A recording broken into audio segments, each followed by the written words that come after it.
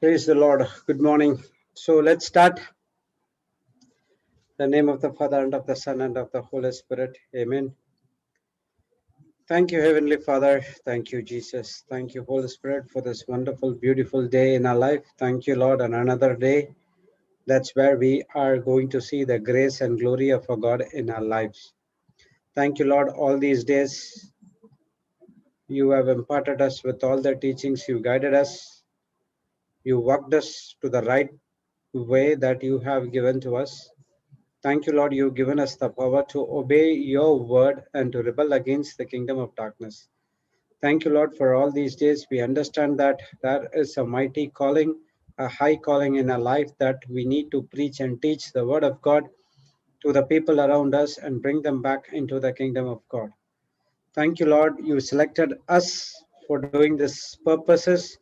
And once we were yet sinners, you still loved us so much, and you gave your Son to die in each and every one of us so that we can do the same works of Lord Jesus Christ as he did in this planet Earth. By this, we surrender to you according to 1 Samuel 2:2. There is no one holy like the Lord. There is no one besides you. There is no rock like our Lord God. Thank you, God. There is no God like you. There is no one beside like you, and you are the rock of our salvation. Only when we understand your word, only when we understand the works you did, you become a rock of our salvation where we build ourselves on the rock. And because we build ourselves in the rock, we are going into the eternal life that is called the salvation. Thank you, Lord, for your word. Thank you, Holy Spirit, for imparting the teachings each and every day, every hour, every minute, and every second through a long Zoom sessions across the day for us. Thank you, Holy Spirit, for giving us the revelation for each and every scriptures, which has opened each and every spiritual eyes of us. Some of the areas which we were hidden by the Satan, and when we listen to the word of God, the spiritual has been opened, and the hold which the Satan had, it has been loosed, and now we have the authority to rebel against the Satan. Thank you, Holy Spirit, because without you, all these things, all these 11 months of teaching will not be possible. You are the one who is the backbone of us, who gives us each and everything what we require. So we surrender ourselves to you. We are here to ready to serve for the kingdom of God. Use our body as a living sacrifice. Help us to crucify our own, but to keep other people as centered. Thank you, Holy Spirit. You are the host of the host. Please take complete control of this meeting. You made us the teaching very simple and easy to understand with practical explanation and demonstration. And we have gathered here again in Zoom, YouTube, and Facebook to listen to the word of God. Please take control of the vocal cords. Speak what you want to desire as Heavenly Father and Jesus wants to speak today. We thank you and we praise you in the glorious name of Jesus. Amen, amen, and amen.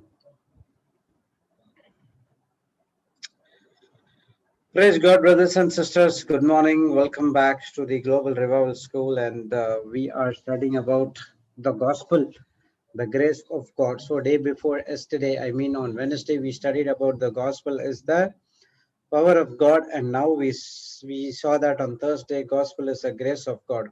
So, this amazing grace, even brother Sudhir is also taking classes on grace. So through grace, we can get our healing, we get our salvation, we get our manifestation, we get our prosperity, everything only through grace, because grace is the things which God has already did for us, and faith is the thing what we are going to do.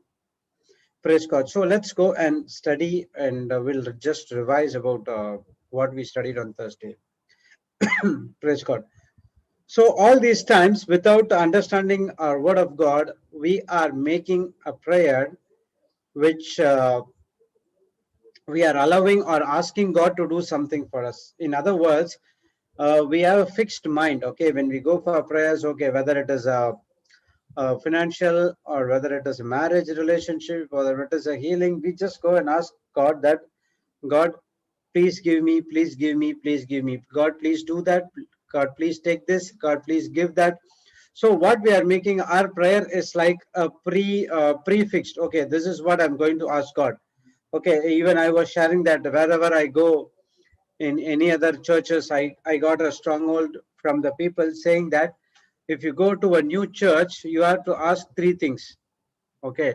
So if I go and visit 3 or 4 churches in one day, then I have to ask every three different things. So that's what. So I just predetermined, okay, prefixed. When I go to church, this is okay. We are going as a family, we are going to this church, and we have to ask these things. But we did not understand that what God has already did for us through our Lord Jesus Christ. When we understand those things, then our prayer will not be prefix. Our prayer is comes and enter. It is a communication or a conversation between us and Heavenly Father. Praise God. So in my prayer, I'm not going to ask God to do anything, but I'm going to thank God for all He has done for us. What He has completed everything for us. We know that when we came into this planet Earth, God has fixed everything for us. But because of a lack of knowledge and lack of understanding, we are going and asking God for again and again and again and again and again. So, in the same way, our prayer is a communication to God. In other words, we can also in return, we need to know God what He is talking us to us. So when we give something to God, in turn, He is also speaks to us. That's what prayer is all about. But all these things, what we were doing, we did not understand the grace, we did not understand the power, we did not understand what has God has did for us. So we are going and asking God, and not even waiting for God for response. Okay, when I do this prayer, God has to answer me. It is like a commanding position which you are telling God, God, this is my plan, this is my plan, just fix it. That's it. But we are not doing according to that, according to the word of God, what God has asked us to do so. So what we understand from all this teaching is gospel is the power of salvation. We cannot receive the salvation by our own works. In the Old Testament, what people were doing, people were trying to get the salvation. I mean, they don't know about salvation. They're trying to get the salvation, but their own works. Okay, so that's what the law is all about. But in the new covenant, it is not about by our own works. It is by the works of our Lord Jesus Christ. The very reason the old covenant bring to an end, because we cannot able to go through all the laws.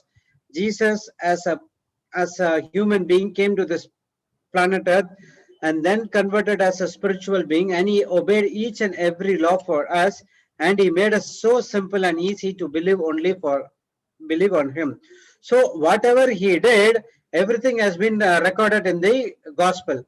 So our works only to believe on the gospel, where it is the power to give us this salvation.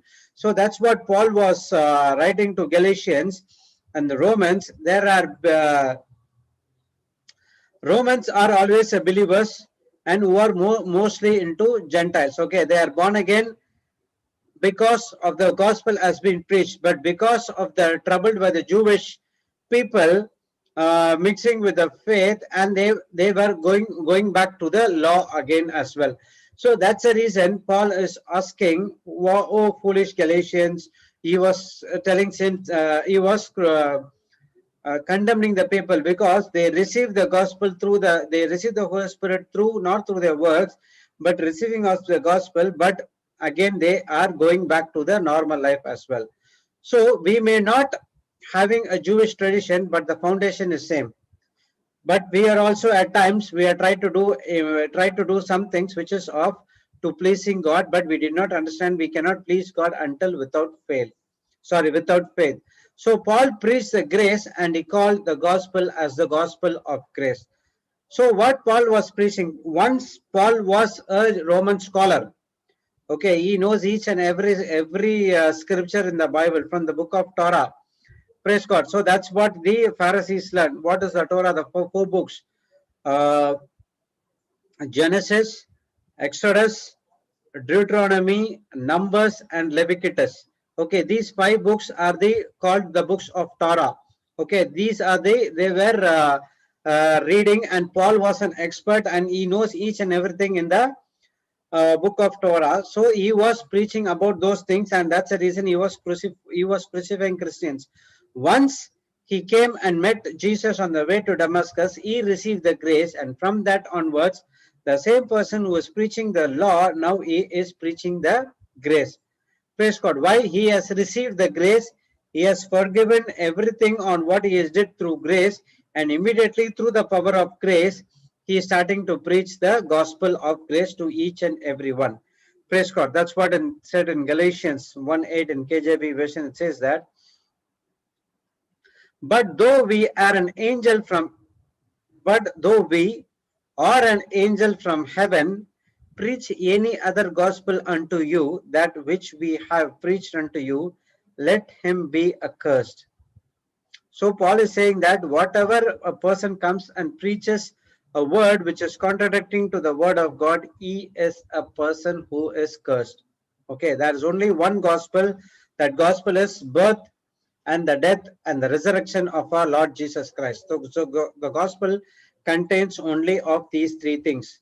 Okay, the birth, the crucifixion, and the resurrection of our Lord Jesus Christ. Yes, you can preach your gospel, that how Jesus did in what he did in your life. So same thing you can see. You have been born in this planet Earth, and once because of the sin nature, your old nature was being crucified along with our Lord Jesus Christ. And after you are born again, what you were doing? The same works what Jesus was doing. So you can also explain the same thing. So the Paul was preaching to the entire Galatians about these things only. But he also says that no one preaches anything against the kingdom of God or contradicting the word of God, he is a curse. So don't listen to that preaching at all. In Acts 20:24, he's saying, but none of these things move me, neither count I my life dear unto myself, so that I may finish my course with joy and the ministry which I have received of the Lord Jesus to testify the gospel of the grace of God. So what was Paul works is all about? To testify the gospel of the grace of God. So that is the only works he called for. So when did he understood this? Only when he got born again. So he is saying that none of these things move me. Now he is telling his past things as well as his current things, what is happening right now when he preaches the word of God. Neither count my life dear unto myself. He's saying that my life is not very close to me. So because of these things which cannot move me, I can finish my course with joy. What is that course? He has called to share the gospel of grace to the people, so that they can accept Jesus Christ as Lord God and Savior, and they can be saved, which he received of the Lord Jesus. That's what he received, to testify the gospel of the grace of God. So Paul is preaching the good news, and whenever the gospel comes, grace comes. So gospel is the grace of God, and grace of God is the power against to rebel against the sin. So in old covenant, The law was there, the law was good, the law was blemish, everything was good, but it doesn't have the power to rebel against the sin, because the sin was more powerful than the law. But now in the new covenant, the gospel comes. The gospel is the good news, and when wherever the gospel is preached comes grace, and grace, gospel is the grace of God, and grace of God, it's God's power to overcome the sin, because the grace is more power than sin. Praise God. So wherever the word grace is mentioned in the Bible, it is called undeserved, unmerited favor of our Heavenly Father and Lord Jesus Christ. We don't deserve it. We don't get a merited, unmerited. So merit is like something like that. If you go and attend for any of the exams, the people who are passing the merit will have a free seat. Okay, so they have to attend an exams, and they have to score 99.9%, and that's the reason they get the merit seat in merit, which means totally they are eligible because of their topmost performance. So in the same way, it is an unmerited. You do not perform on the top level, you do not deserve it, but God is giving those grace to you because you believe on Lord Jesus Christ. The only word believe, faith, and trust on Lord Jesus Christ gives you the grace, which is an undeserved and unmerited favor. Gospel is the grace of God. When you have the grace of God, you have God's power, which is the power to rebel against the sin and the kingdom of darkness. Praise God. 1 minute.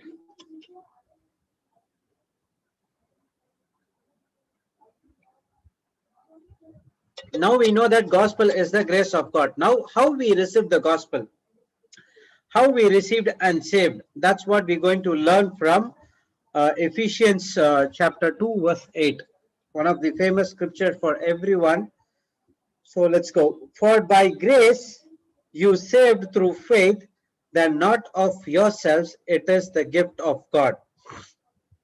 And verse 9 says, not of works, lest any man should boast.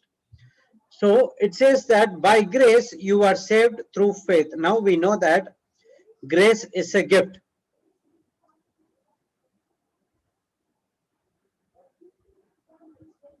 Okay, grace is a gift.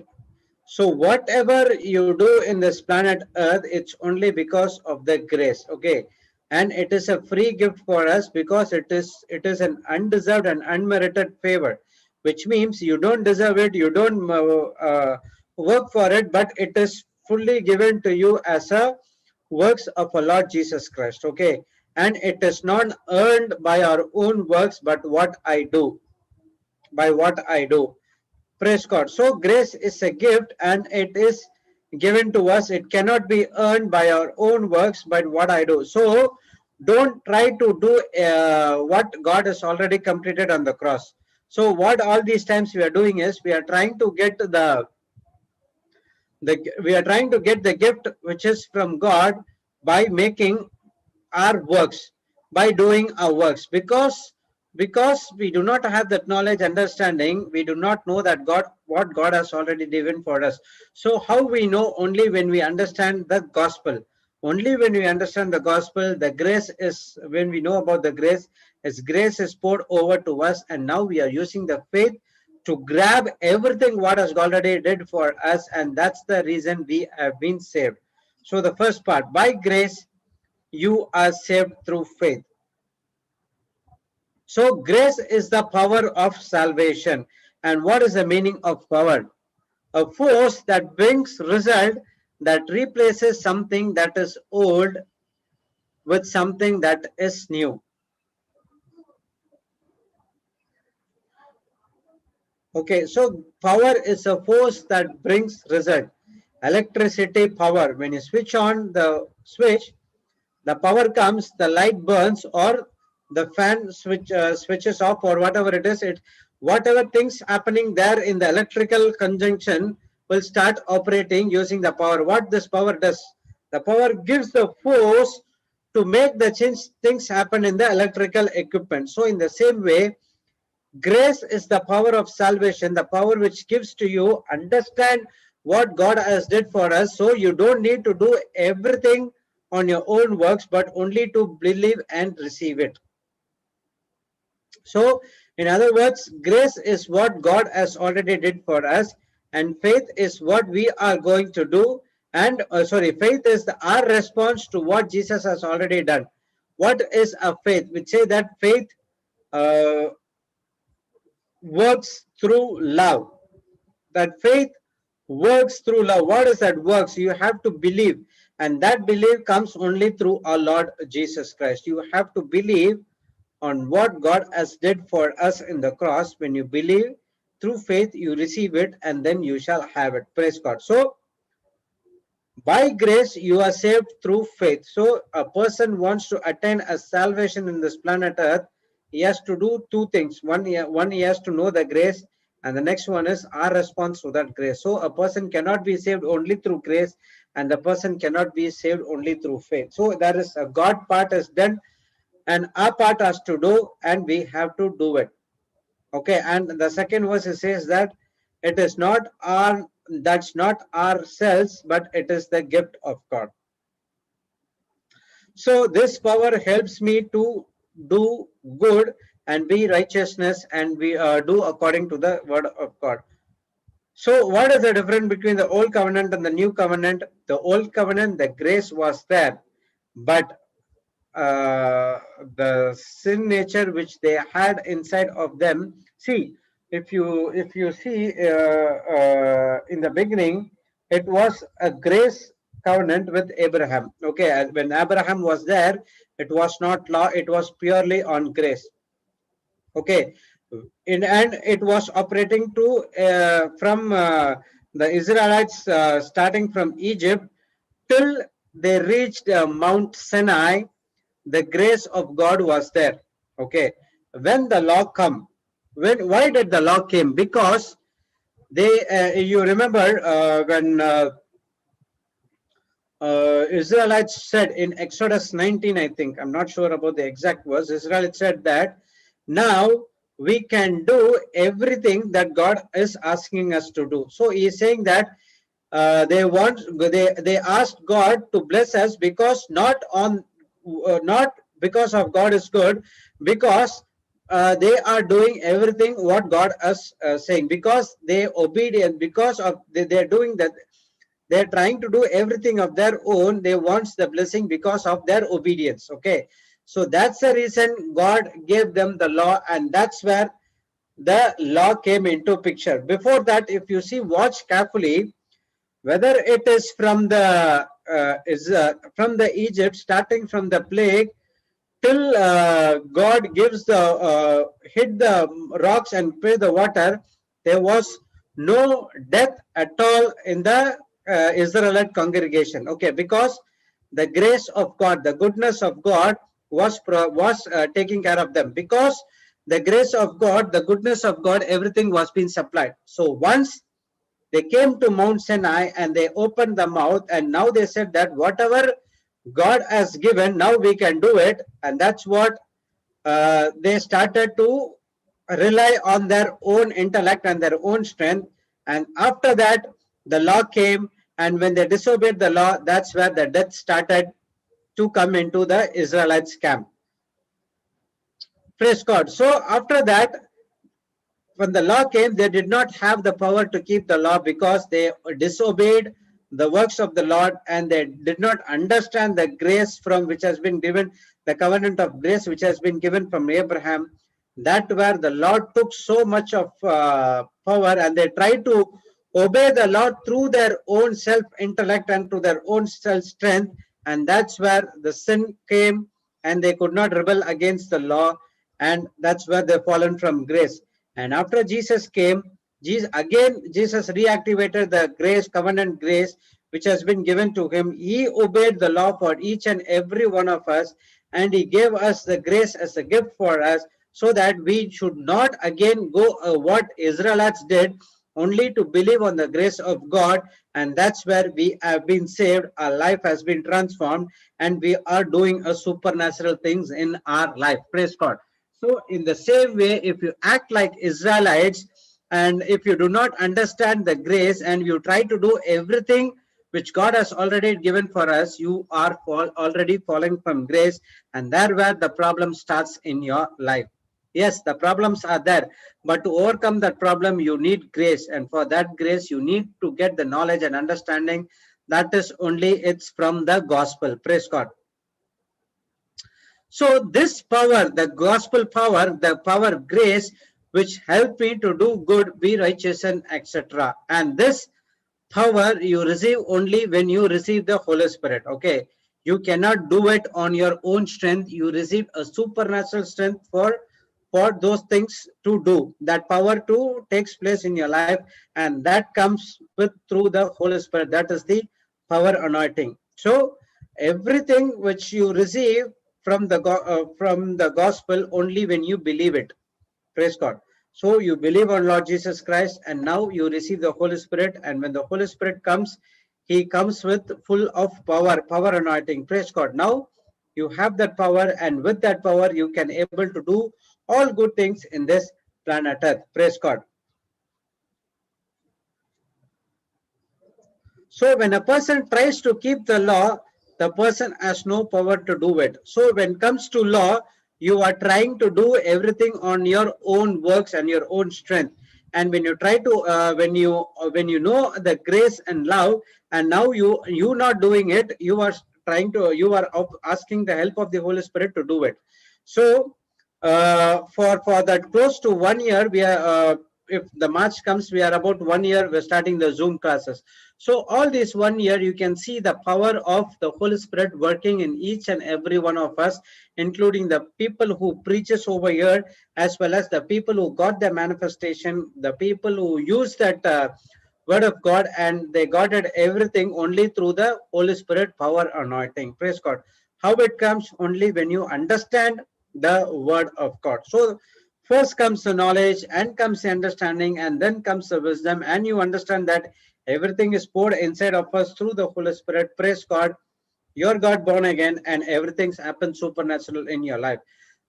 Before coming into the word of God, there is so problem that you do not know how to solve the problem. But now after coming into the word of God, now you're relying on the Holy Spirit. Holy Spirit gives you the substances to rebel and to solve the problems whatever you have, as well as greater things you are going to solve. You are solving the other problems as well. Praise God.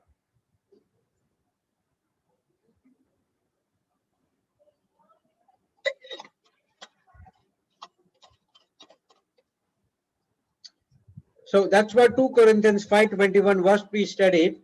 For he hath made him to be sin for us who know no sin, that we might be righteousness of God. So we have made righteousness. Okay, Jesus did not commit any sin, but he was made to be a sin for us. Jesus, who knew no sin, he was a blemish, and he was made to be a sinner. Why? Because we might be righteousness of God in him. So we are made righteousness not because we live righteously, but because we believe what Jesus has did for us. So what is the meaning of righteousness? Nature of God, it has been given as a free gift. So when you understand the grace of God, everything, first thing is, once you understand the grace of God, first thing is the Holy Spirit comes. The second thing is it is an engagement ring. Okay, Holy Spirit like an engagement ring, and then it comes the love. That is the power, love of God. That is the main power which allow you to operate in grace. Praise God. And then side by side, everything is coming. First thing and foremost thing, what you get is you are made righteousness. Means the first promise which has been given by our Lord, our Heavenly Father, that you have been created in the likeness and image of God. That is, which is the nature of God, started activated in our life. And that's where we say that I am made righteousness through our Lord Jesus Christ. So I am the righteousness of God in Christ Jesus. So through Christ Jesus, you are made righteousness of God. You are already made righteousness of God, but because of the sin nature, the righteousness, we don't know, I don't know where it went. But after that, the Holy Spirit came, and the Holy Spirit reminded me about one of the ministry of the Holy Spirit is you have been made righteousness of God in Christ Jesus, and it is a gift, and it is not our own works. Praise God. So coming back to Galatians 1:8 and 9. But though we are an angel from heaven, or an angel from heaven, preach any other gospel unto you, that which we have been preached unto you, let them be accursed. As we said before, say now again, if any man preach any other gospel unto you that you have received, yet let him be accursed. So see, in Galatians 1, 8 and 9, Paul is repeating the same verse again and again and again. So which means, which is more important in our life, which we need to concentrate on. So if anyone preaches the gospel other than the Christ, birth, crucifixion and resurrection, it is not a gospel at all. So reject it, because it says that let that man be accursed. So the first one is a man is accursed, and the next one is when you listen to that type of a gospel, you are going and do the same thing. You are also cursing. So that's what all this time we saw, that the grace, what is grace and all about. So even though we understand the grace, even though we understand the Holy Spirit, even though we understand the love poured into us, even though we may understand the righteousness, if you believe, if you again you believe about some other things which the people come and preach about you, you are cursed. Praise God. So the curse coming is, it is not coming to us. We are going voluntarily and taking everything on our side. So Paul preached the gospel of grace. That is good news. God, what is the good news? That not going to hell, going to attain the salvation which has God has given for us. So in the same way, if it is not a gospel, other things which they preach, if you don't do this, you are going to hell. If you do this, you are going to hell. So this is what going to heaven. This is what the wrong gospel is all about. So that's what Paul is saying again in Galatians 5, 4 to 5. Christ is become no effect unto you, whosoever you are justified by law, you are all fallen from the grace. Praise God. So when a gospel is preached other than the Christ, then what will happen? You are justified by the law. You are trying to do everything of the law, because without Christ there is no grace, and without grace there is no Holy Spirit. Without Holy Spirit you are not born again. Without born again you cannot understand what is the righteousness, and without righteousness you cannot do what Jesus Christ did in this planet earth. So Christ is the main center in our life, and without Christ there's nothing else in our lives, and we cannot do anything. So if Christ is not being preached, that's what it's saying. For Christ has become no effect unto you. If Christ is not the center point of your life, then you are trying to do everything of the law, which is of your own strength. If you try to do it, you are fallen from grace. It's not that you will be fallen, you are fallen. So which means you're already going back to the normal life again, like Israelites did. And there, so when you go back to the life of Israelites, then the problem starts in your life. You cannot have, you cannot have the power to rebel against the sin. You are going back to the unbelief sector, and it's only Jesus know what's going to happen to your life, because we cannot commit anything. Praise God. So a person who is trying to justify himself by keeping the law, I prayed, I did this, I did that, I fasted like the Pharisee did in the prayer, then he is going to make what Jesus did not have no effect, because the person is saying, I am righteousness. I have made righteousness of my own works. That's what I was doing before coming into born again, coming into the word of God. I said that, Lord, I did this. Lord, I put altar by stress. Lord, I was serving in the youth. Lord, I was serving in the choir. Lord, I was serving in the prison ministry. Everything I did. Lord, Lord, give me what I asked. So I'm saying that I am made righteousness of my own works. Now give me what I need. So I did not understand the grace, and I did not use the grace which is available to us.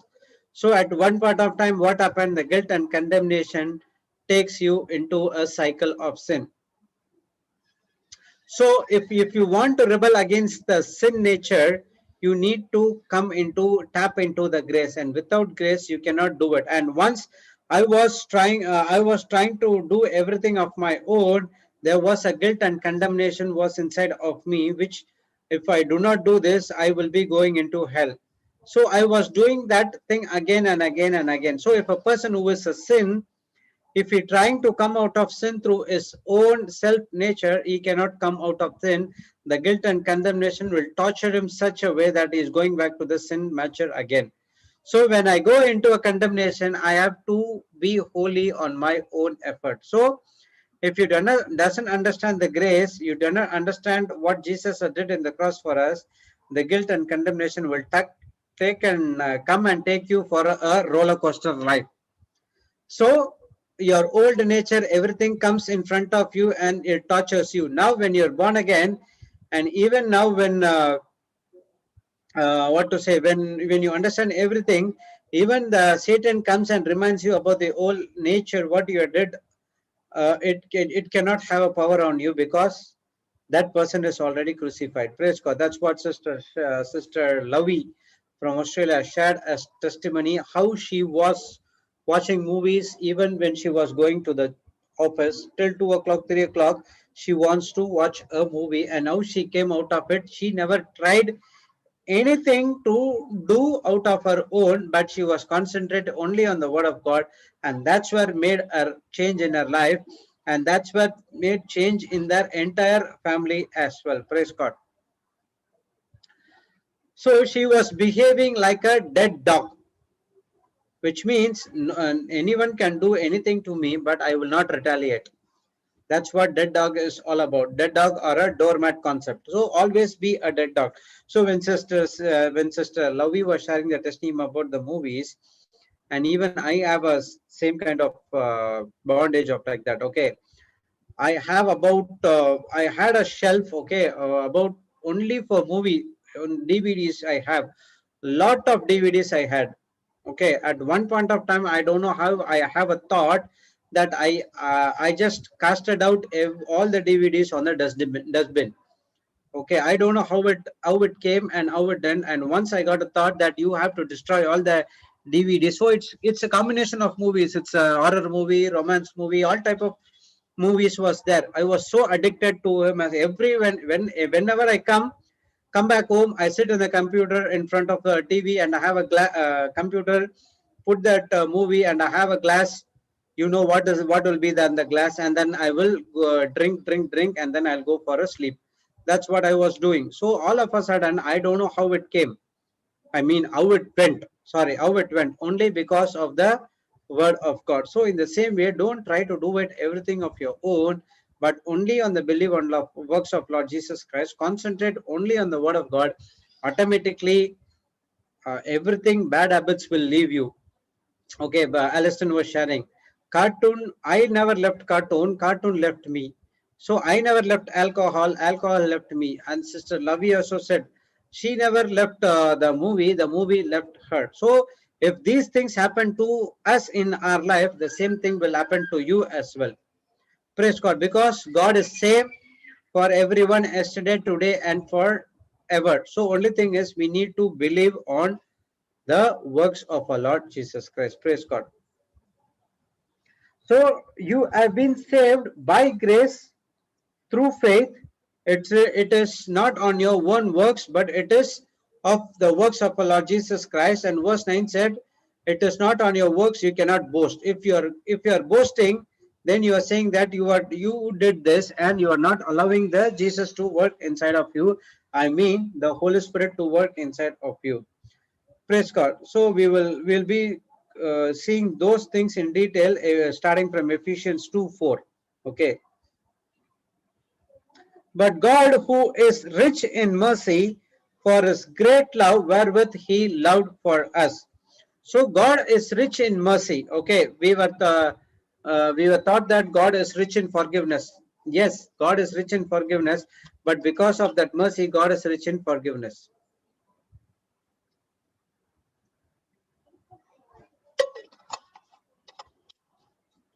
Because of God's mercy and compassion, I have been saved. Because of God's mercy and compassion, each and everyone who are listening to this sermons, the JCLM info channels or whatever word of God you have preached, you go and listen. It says that God rich in mercy, because of the mercy and compassion of God, of God and Lord Jesus Christ, you have been saved. God has imparted the every knowledge and everything to Jesus when he was in this planet Earth by studying. Okay, he did not have at one short of time. He studied. Okay, 30 years he was studying the Word of God. But for us, it is difficult for us to study a Word of God for 3 hours. Since Jesus was studied 30 years and then he started his ministry, and that's the reason of 3.5 years. What happened? He was so much demonstration was having in his life.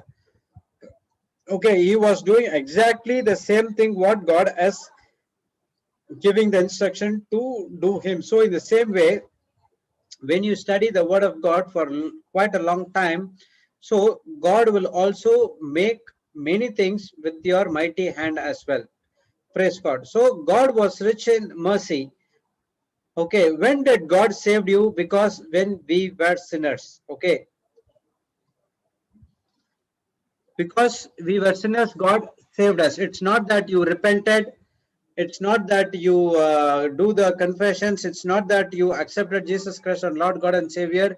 He gave that mercy. One minute,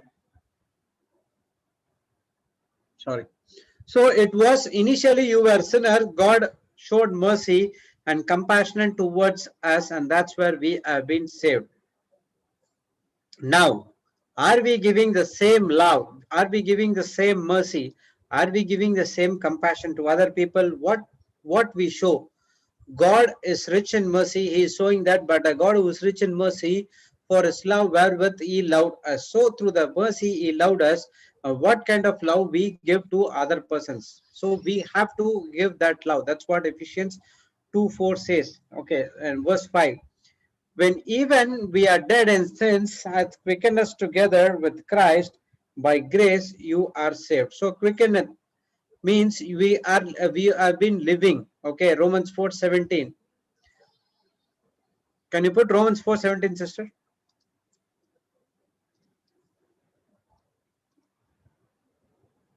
As it is written, I have made thee father of many nations before him whom he believed, even God who quickeneth the dead and called those things which be not as though they were. So you are being quickened up from the dead. Sister Masa, you have to, if you are from the mobile, what you have to do is in the left hand side corner, there will be a headphone symbol.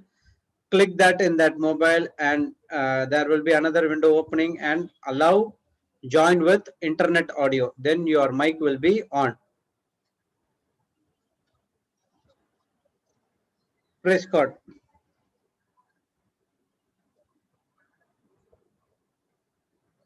So we are dead in sins. Okay, we are dead in sins. We are spiritually died because of the sin nature, but still God with in mercy and compassion quickened us together with Christ, so that we by grace we have been saved, which means whatever we are experiencing right now in this planet earth is only because of the grace of God. If not because of grace, you would not be not joined in Christ. Because of the grace of Heavenly Father, he has sent Jesus. Because of the grace of our Lord Jesus, we have been saved. Only when you believe on that grace and faith, you are being joined with Lord Jesus Christ in the heavenly places. Praise God. And verse 6 says,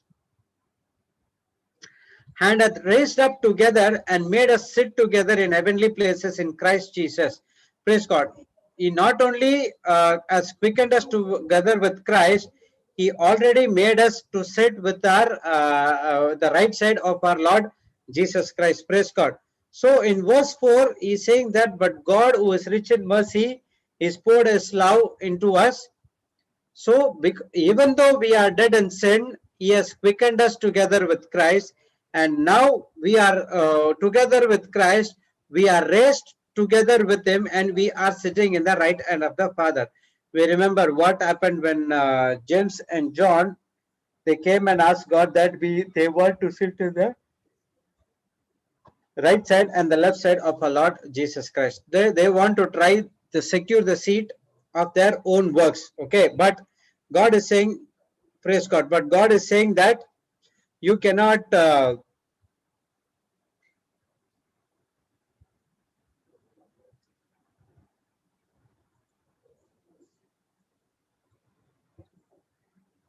now God is saying that you cannot earn the unmerited and undeserved grace on through own works by believing of our Lord Jesus Christ. Praise God. Sister Masa, you are unmute. Is there any requirement?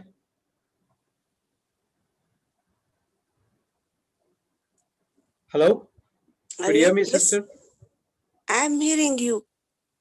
Okay, you raised your hand, so I just thought you want to ask some question. I couldn't listen, but I look at you. So I tried so many things to hear. Okay. Praise God. To unmute is difficult for me now. I don't know why. I'll mute you, no problem. Huh? No, nothing, no problem. You can listen, sister. No issues. Praise the Lord. So, in verse 5, we are dead, he quickened us together, and verse 6, he says, okay, we have been raised. So James and John trying to sit on the right hand of the Father through their own works, but God is saying that you, until and unless you understand the grace, until and unless you understand the faith, you will not able to come and sit with the Lord Jesus Christ. So that's what verse 6 says. And as raised, so that's what you say in verse 5. In bracket it says that by grace you are saved, which means as raised us together and made us to sit together in heavenly places in Christ. So only by grace you are saved, and through that you have been raised up together and made to sit in the heavenly places in Christ Jesus. Praise God. So now you are sitting in the right hand of the Father. And in verse 7, that in ages to come he might show exceeding riches of his grace in his kindness towards Christ Jesus. Praise God. So that in ages to come he might show exceeding riches of grace in his kindness toward us through Christ Jesus. And now, ages to come, which means in the right now, God is giving exceeding riches for us to experience in this planet Earth through Christ. Only when a person believe on Christ and when a person is saved by grace and faith, praise God, that's where he gets the supernatural things happening in their life as well. So everything is done by God, and therefore there is no boasting that we can do anything to deserve something by our own ability. So Ephesians chapter 2, 4, 5, 6, 4, 5 and 6, 7 says that nothing can be done by yourself, but our works is only to believe on the works of our Lord Jesus Christ. When you believe, you receive everything automatically. It will be downloaded to you. So God himself is the author and is the great and glorious change in our life. 1 minute.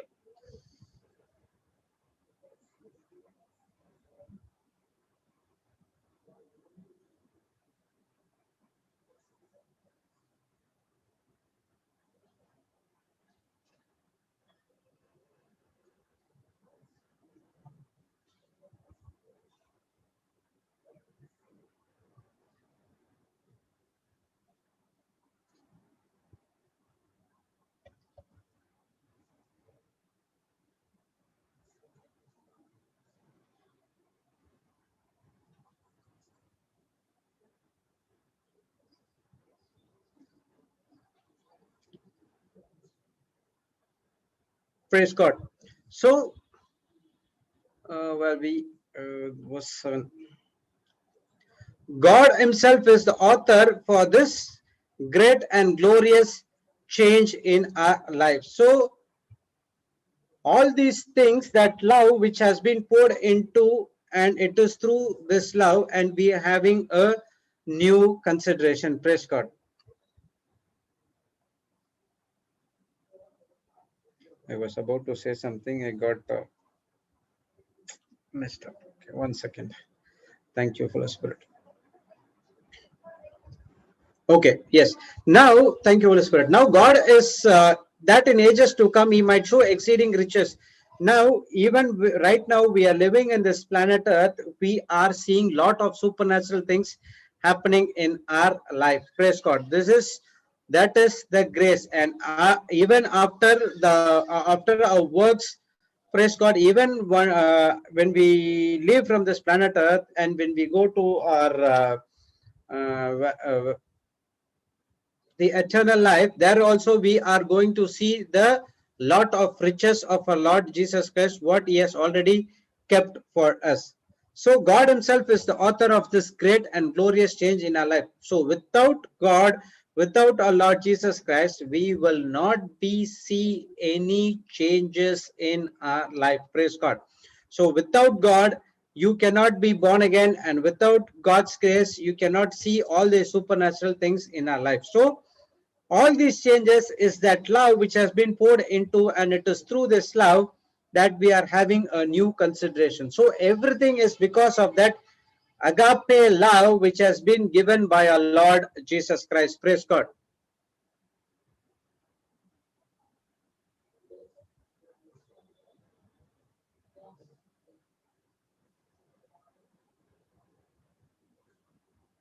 One minute.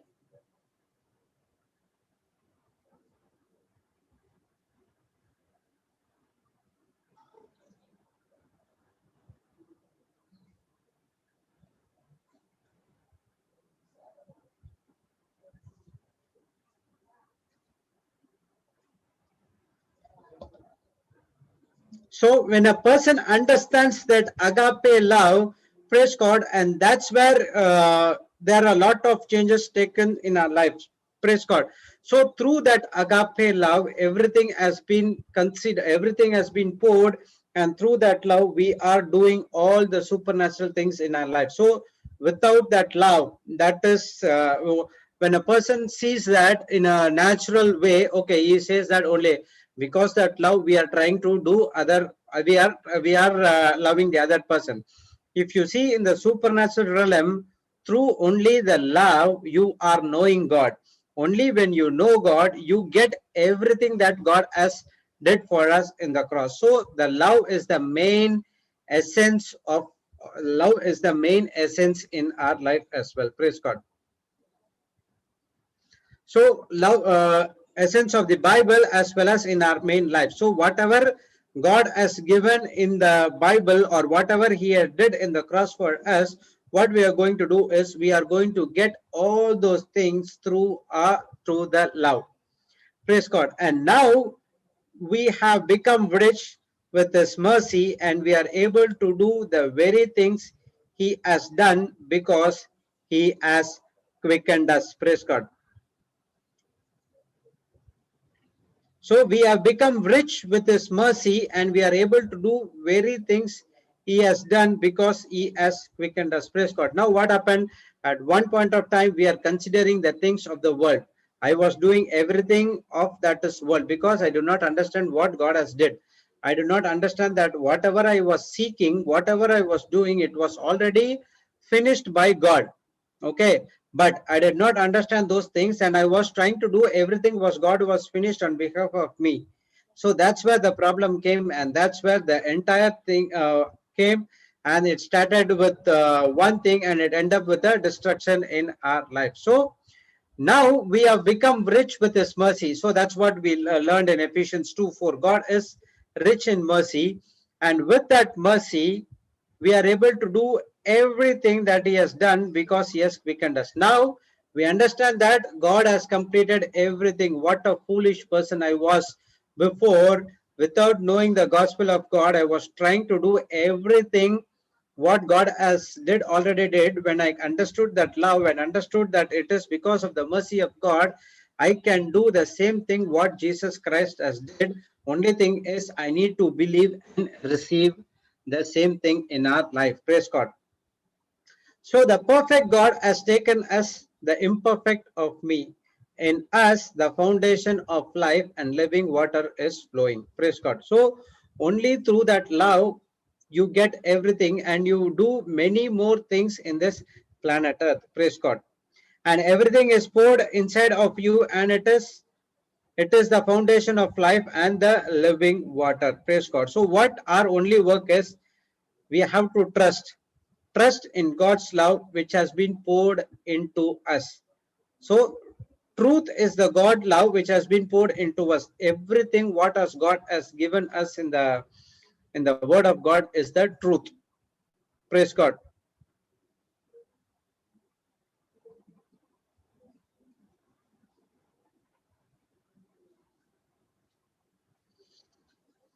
Praise the Lord. So only when you understand and you get the knowledge from the word of God, the truth comes into you, and the truth has set you free. So what the truth says to you, the truth gives you and says about the God's love which has been poured into us. Praise God.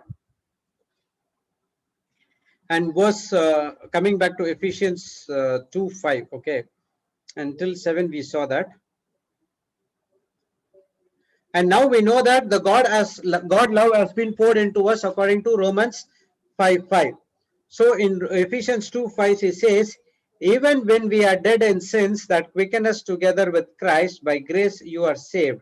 So no matter what you have done in the past, he has quickened us together with Christ. So your old nature, your old sin nature, doesn't matter what hard sin you has been committed, what hard sins you has been committed, everything has been forgiven by our heavenly Father, and everything has been crucified, and you are raised along with our Lord Jesus Christ as well. So the world says you have done this and done that, but God says you are saved by the grace through faith. Every one of us are converted sinners. So the world says, who is in the world? That is the prince of the world, is the Satan. The Satan will come and put the thoughts in other person's life and say that you are did this, you are did that, you are a criminal, or you know what you are did, how could you come and do this? But God is saying, don't worry about those things. In Ephesians 2:5 it says that when you were dead in sins, God has raised you from the dead, and your old nature is crucified, and you are a new creature. Praise God. And you are saved by grace through faith. Praise God. An example, we can say that your past life, if you take my past life, or a perfect example what Papa was giving, okay, when he was preaching, one person came and said to Papa, said that I know about you, what kind of life you was living, and you don't do this kind of things to come here. Okay, so what Papa was telling, oh, you talking about my twin brother Johnson? That person was already crucified, and you didn't came to his funeral. Oh, she thought that there is another person by name Johnson, which is a twin brother. He has been that person has been dead, so that he felt sorry for that person, and she went silent. So what Papa was trying to tell to that person is, the old Johnson, the old nature has been died. So that when a person comes and reminds you about your past nature, that nature has been already crucified, it doesn't make any sense to you. So even I shared an experience where that when I go and say about this is what happened in my life to my friends and to my church friends and wherever it, they will say that I know what you did. You know this kind of things you did in the life. You know this time you did this. This time you did that. So now I clearly understand that it is not that person who is coming against us. It is the spirit operating inside of him.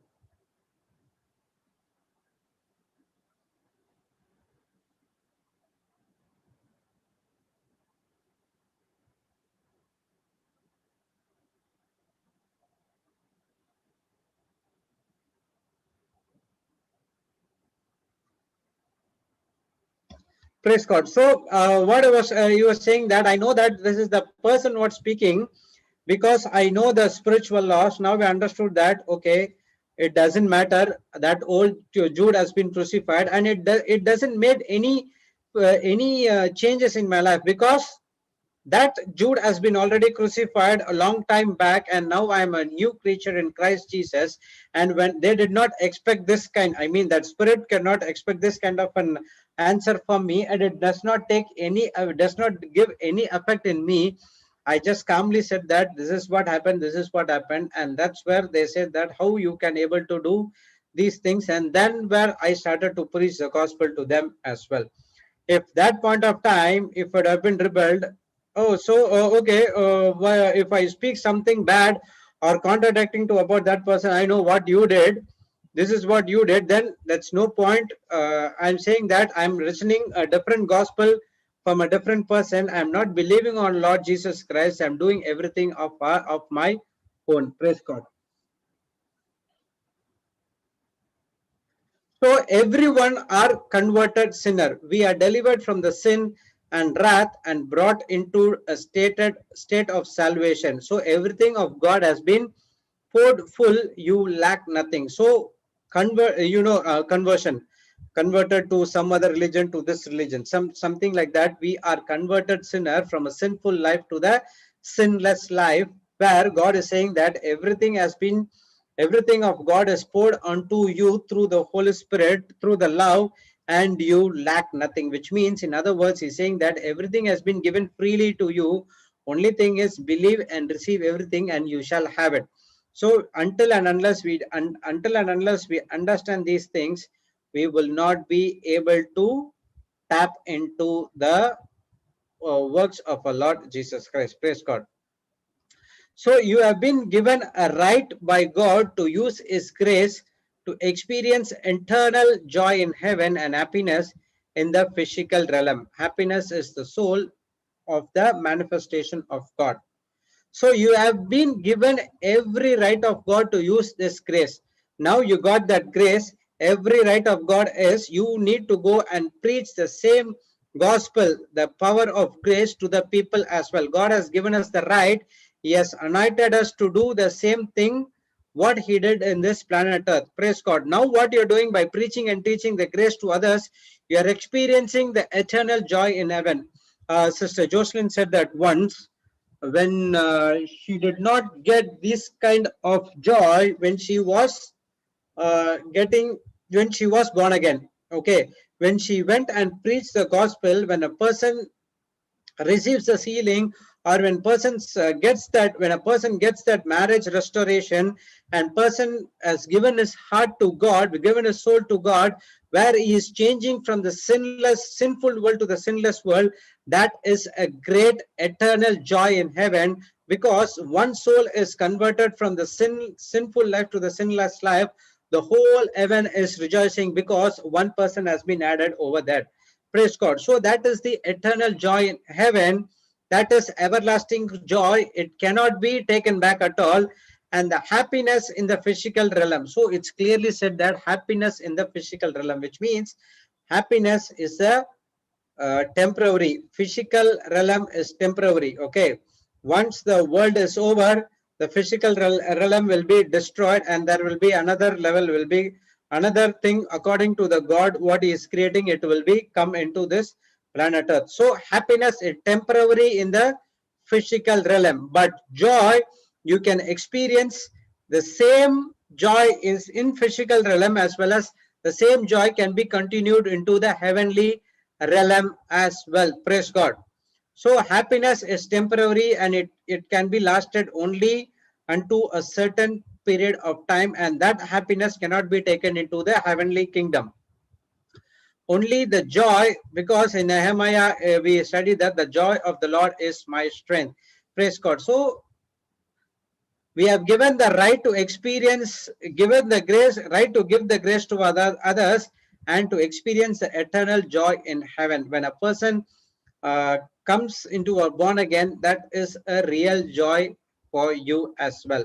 So this kind of a joy will not be earned, or you cannot get it when you spend crores of amount, which is something which is contradicting to the word of God. Because in 1 or 2 hours time, what happened? You will burn that crores of amount.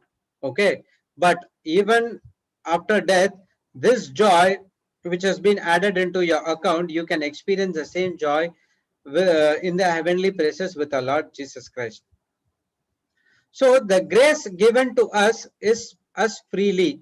God undeserved and goodness and favor of God. We all have been given this undeserved goodness of God. Praise God. So grace has given to us freely. Now we understood that the grace has given to us freely, and we have the right by God to use this grace to experience eternal joy, which means you have to go and preach and teach the word of God.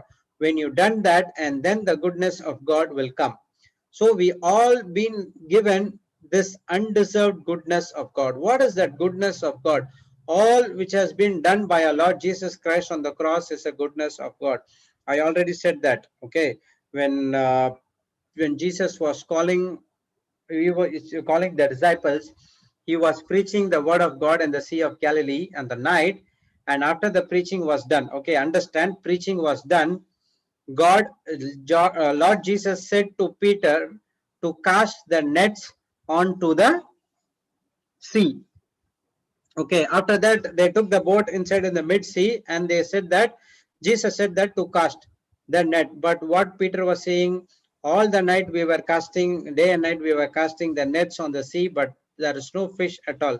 But because you are saying, why he know, see, he was a fisherman. He knows that where to put the fish net and where he can get the fish. But still, he obeyed what Jesus said. So there is something has been changed him. Some preaching which has been given by Jesus at that point of time changed the heart of Peter, and that's where Peter obeyed the word. Okay, he partially obeyed. Jesus said to cast down the nets, but Peter cast out only a single net. Okay, he obeyed, and when he saw that the fishes came, the net were broken, the net were about to break, and the Peter called the people who his neighbors who were in the seashore to pull the fishes back into the shore. So immediately when Peter came to the shore, he said that, Lord, I am a sinner. Please depart from me. Praise God. That is the goodness of God. By preaching and teaching, Jesus gave the goodness of God to Peter, and the goodness of God made Peter to repent for the sin. And when he repented for the sin, and then God said that, come with me. All these days you are fishing all these days you are fishing the fish, but I will make you the fishers of men. And that's where his life has been changed, and from that day onwards, it was a supernatural things happening in their life. So we all have been given the undeserved goodness of God. So when the goodness of God comes into you, that the grace, you repent for all the things you did before, and after that you repented, and that's where the Holy Spirit, you are got born again, and that's where you are seeing supernatural things in our life. So I had so much of problem. I reserve the undeserved, unmerited favor, that is the goodness of God. Praise God. Now what I happened, I repented for what I've already did, and that's where I got born again. And from that born again, everything has been poured, and day by day, it was an experience thing happening in my life. So from that day onwards, little by little, I see many things happening in our life, in our family, in our neighborhood, everywhere. Praise God. That is because of the goodness of God. So no matter what your past is, God is not even considering our part. God only wants us to believe in him. Simple. Okay. The law has been made very tough. Okay, and Jesus made it very simple.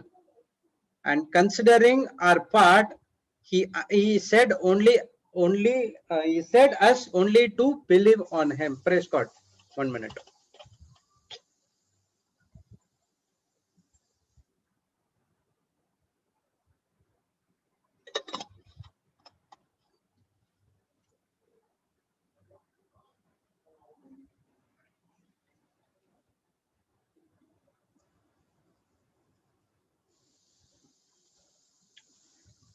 Praise God. So where the law made complicated and the Pharisees made much more complicated, Jesus came, obeyed it, and he made us so simple only for us to believe. And for us to believe is also so much difficult for us because you are operating in the sin nature.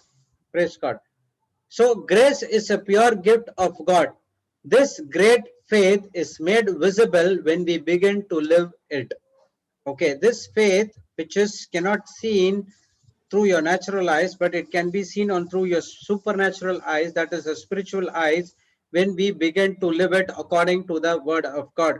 When you live according to the word of God, praise God, and that's where supernatural things happening in our life. You will not able to believe, oh my God, these things happening in my life. That's what the things happening in my life, Sister Jocelyn's life, Sister Jesse's life, Papa's life, Sister Marina's life, and everywhere in the world. Praise God, because they believed it, they received it, they put into action, then they received it. To do that, God has given us his assistance. The Holy Spirit, his anointing, his favor is very much required for us.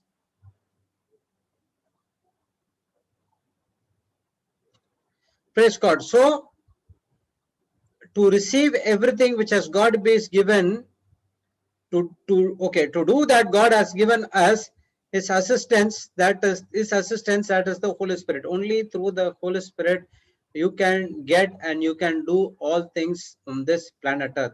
So we work for the kingdom of heaven, we obtain everything through faith, only through the Holy Spirit. So there is a cycle which has to follow. Goodness of God, that is grace, power, love, everything. When you understand that, the Holy Spirit comes into you. And when the Holy Spirit comes, immediately he convicts you about the sin. You repent, you made righteousness, praise God, and now you start, you know that whatever you already did is already, Satan has been already judged and he has been nailed. So no more sin is having a power over you. Now you have the grace of God. You have the power to rebel against the sin nature against you. And not only you are doing that, now you are going out and preach the gospel to others. Freely you receive, freely you give to others whatever it has been poured inside of you. And now you are, one point of time you are a well, and after that you get more and more stuffs, and that well is turned into a rivers, which has been now from the rivers is flowing to others. Praise God. And now through the help of the Holy Spirit, you are doing so much things we cannot do, you cannot think, or you cannot see through your own eyes. A very example what I see is, I do not know that I would preach so much of things. Okay, I was having a conversation with a doctor. Okay, he is also into a same word of God. Okay, when he sees Papa Johnson preaching, he says that he gives lessons to the doctors. Okay, he's a senior most doctor. He give lessons to the doctors in some of the colleges. So for 1 hour lecture, okay, understand, for 1 hour lecture he has to prepare for at least for 2 or 3 days, and that is a minimum he required. If it is the subject is too hard, he has to go for more than that. But and that too, he can only stand and preach for only for 1 hour, and that's it, that done. But when he sees Papa preaching, he cannot believe that it is not possible according to the human tendency, because a person cannot stand for more than 2 hours. But Papa was standing for almost 6-8 hours non-stop by preaching the word of God, and that too not eating anything, that too not taking any what to say, that too in fasting and all. It's entirely different. And after that, once the break also given, he doesn't goes and have a break, have a tea or something like that, but he starts to ministering to the people, praying for the people, so that again in 15 minutes over he has to start with the other teaching. So he was so much amazed, and that's what he understood, that the Holy Spirit told him, this is what my power is all about. So when you have the Holy Spirit anointing, Holy Spirit power, and Holy Spirit favor, praise God, and that's where you can do so much things in your life you cannot see and trust as well. Praise God. So Holy Spirit is the important factor, and without and now we are living in the era of the Holy Spirit. In the old covenant, it was our Heavenly Father. In the new covenant, it was our Lord Jesus Christ. And once Jesus Christ has gone, crucified and seated at the right hand of the Father, praise God. And now he is seated right hand. Now he has given us the Holy Spirit and act on his behalf. And now we have the Holy Spirit inside of us, the same power anointing which Jesus has did. And more than that, we are also doing this as well. Praise God. Okay. Coming back to Ephesians 2:7, that in the ages to come he might show exceeding riches of his grace in his kindness towards us through Christ Jesus. And now that's we are exceeding, he is showing the exceeding riches of his grace. Most of the time, what we try to show, I was trying to show my riches and glory, not God's riches and glory. Okay, it is my riches and glory. I was trying to show those things to the people. Whenever the functions come, I want to wear when I go to the Sunday mass, okay, before this I go to in the 6 o'clock mass. I attend the mass at 6 o'clock, but the mass completes by 7, but I'll come home by only 10:30 or 11. I don't know, I was wasting 3.5 hours in the church by speaking something which is contradicting to the word of God, okay. So what I do is I used to iron the dress, matching dress. Okay, this dark pant, this light t-shirt. Okay, if the t-shirt is not good, then I'll go and buy some other t-shirt. Only for that Sunday mass, I'll go and buy. Okay, so that kind of mentality I had. So what I was trying to show all my riches and glory. What I'm saying that I was getting of everything of my own. So the people will come and boast me, oh, wonderful t-shirt. Where you brought it? I have a chance. Oh, this one, this place, and this place, and you know what is the cost? Is so much of cost. And but they don't know that I brought everything through the credit card. Okay, at one point of time, everything piled up.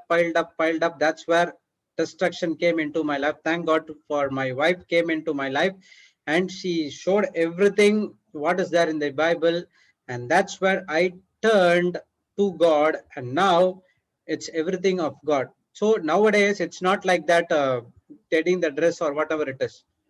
Now what I'm doing, whatever dresses I get it from the shelf, whether it is a matching or not, I just put it and I'll just go to church. That's it. Now my mass is entirely different. I'll go and sit in one place and I'll just ponder on the Gospels, readings, and everything. Praise God. So this is what new life is all about. So this is what God is showing to us, the exceeding riches of His grace. Okay, and if when first time I take the scripture, exceeding riches of this grace, when I heard the word rich, I was having the mentality of something in the world, prosperity in the world. But the riches is what he's saying is, he gives the knowledge, he gives the understanding. When the problem comes, he gives the wisdom, helps us to apply the wisdom, and you get the solution. Praise God. You go and preach the gospel. When the person doesn't understand the gospel, you go and explain them. You have an opportunity to preach in the Zoom. You go have an opportunity to go and heal the sick. You have an opportunity when you lay a hand, the sick has been recovered. When you ask them to confess the scripture, giving them the understanding, they're returning back. They're giving us, this brother, this happened, sister, this happened. Praise God. This is what God is showing, the exceeding riches of His grace when you trust in Him.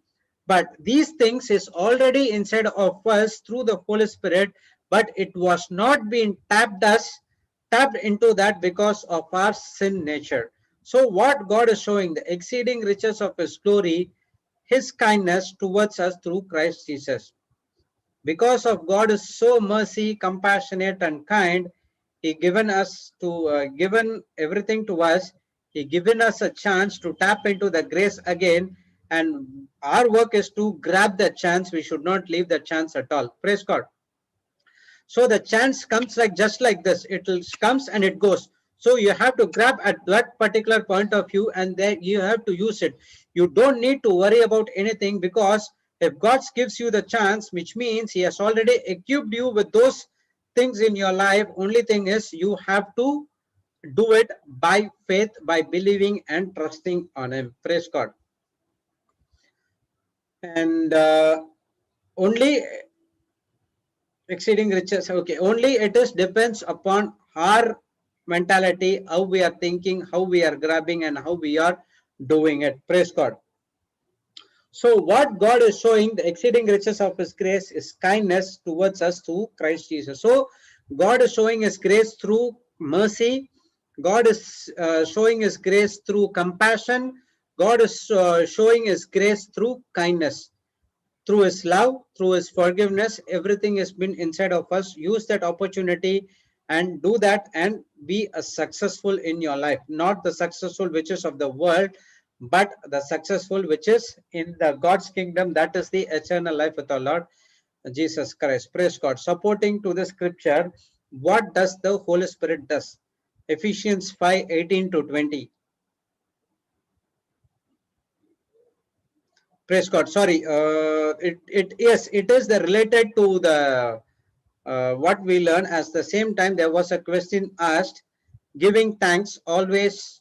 What we learned is in all things, but in Ephesians chapter 5 verse 20, it says that for all things. So what is the difference? There was an explanation, and Papa wonderfully connected the same things with the teaching. Okay, we studied that without the Holy Spirit, you cannot do these things in this planet Earth. That's what Ephesians 5:18 says.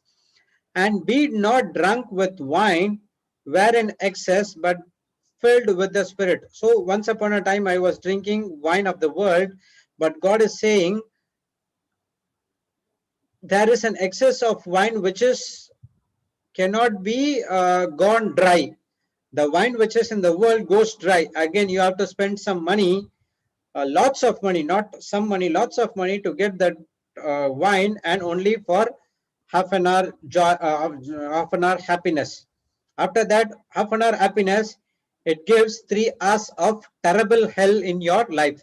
Okay, so the wine which is God is talking here is that is the anointing of the Holy Spirit, which in excess, which will not go dry. Okay, only when you drink that wine, the anointing of the Holy Spirit, you will be filled with the Holy Spirit. Now, speaking to yourselves in psalms and hymns and spiritual songs, singing and making melody in your heart to the Lord. Now, when you're having wines of the world, even you sing, you saw songs, that songs are like on the personal point, something which is not edifying others, those kind of songs which is crucify others. It's not crucifying you, it's crucifying others. You speak something which is contradicting to the word of God, and those songs are like that. Okay, I don't want to get into those things. But God is saying, speaking to yourself, don't talk to others. First, with that wine, speak to yourself first. What you have to do? You have to do psalms and hymns and spiritual songs, singing and making melody in your heart to the Lord, giving thanks always for all things unto good the Father in the name of our Lord Jesus Christ. So, what is the difference between Philippians and 1 Thessalonians, Philippians 4:6 and 1 Thessalonians 5:18 is, there says in everything, it says that for, here it says for all things, which means here it says this, it says that God has already turned your sorrow into a joy. So because of God has already turned all your sorrows into a joy, and now you are thanking God for all things. For what all things? For the psalms, hymns, spiritual songs, you are singing those things and making melody in your heart and giving thanks for all things. Okay, at the same time, you should not give thanks for that sickness. In the sickness comes, you have to say, even though in this situation, I thank God because that God has turned my sorrow into a joy. That's the reason I'm giving thanks for all things. Praise God. What all things? It based on the scripture 19, verse 19. So you can't give thanks to God for the sickness because the sickness doesn't come from God according to John 10:10. But you are giving thanks to God for the riches of his wisdom. Okay.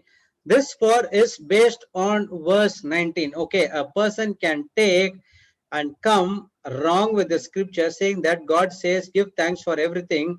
And he says that for thank you Lord for this sickness, which means you are speaking something contradicting to the word of God. So this 20 for verse 20 says about for all things, which means the riches of his wisdom. He has turned your sorrow into a joy.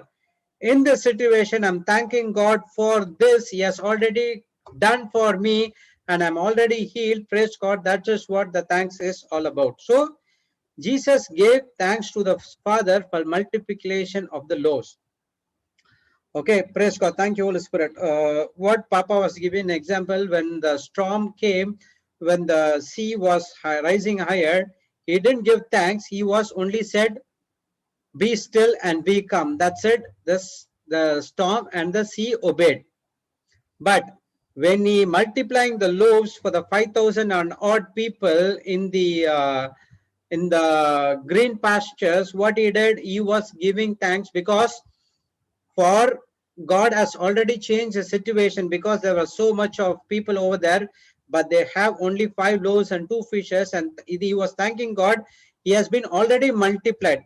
He was thanking in psalms and hymns and spiritual songs, that making melody in his heart, because God has already supplied for all those people over there. Praise God. So so the verse 20 relates to the situation of verse 19. So a person can ask this kind of a question to you, just like that. See, that's what we say. When a scripture comes, you have to understand in what context it has been given, in what context to whom he has been said. So you have to go back and forth. What is the first scripture and what is the second scripture? I mean, you have to check with 19, or you have to check with 21. Then only you will come to understand what is that scripture is all about. So I cannot give thanks to what as devil has done, but I can give thanks to God in anticipation that even though the devil has done something dirty, God is in richness and his mercy has already given me everything. Praise God. So the greatest miracle in a person is when he is born again. If a devil cannot stop you when you are born again, he doesn't have a right, or he doesn't have a power to stop whatever things you can receive from our Lord Jesus Christ. Praise God. So the very reason he knows that when a person, when I say the battle when I fought, when I had that vertigo is so much when compared to the battle which I am facing right now.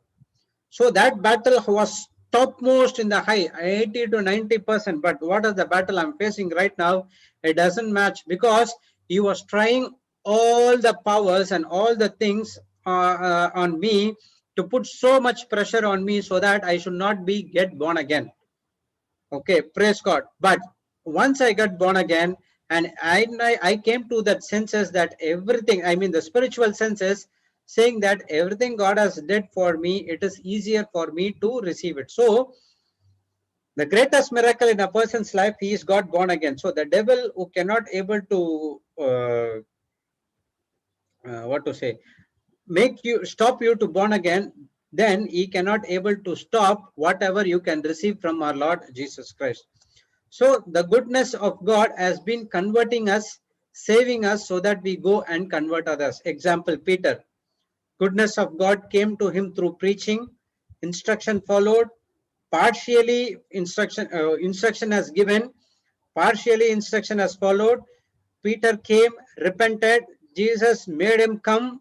I will show you how to be a fisher of men. Then he converted, and after that he went and do wonderful ministry in this planet Earth. Praise God.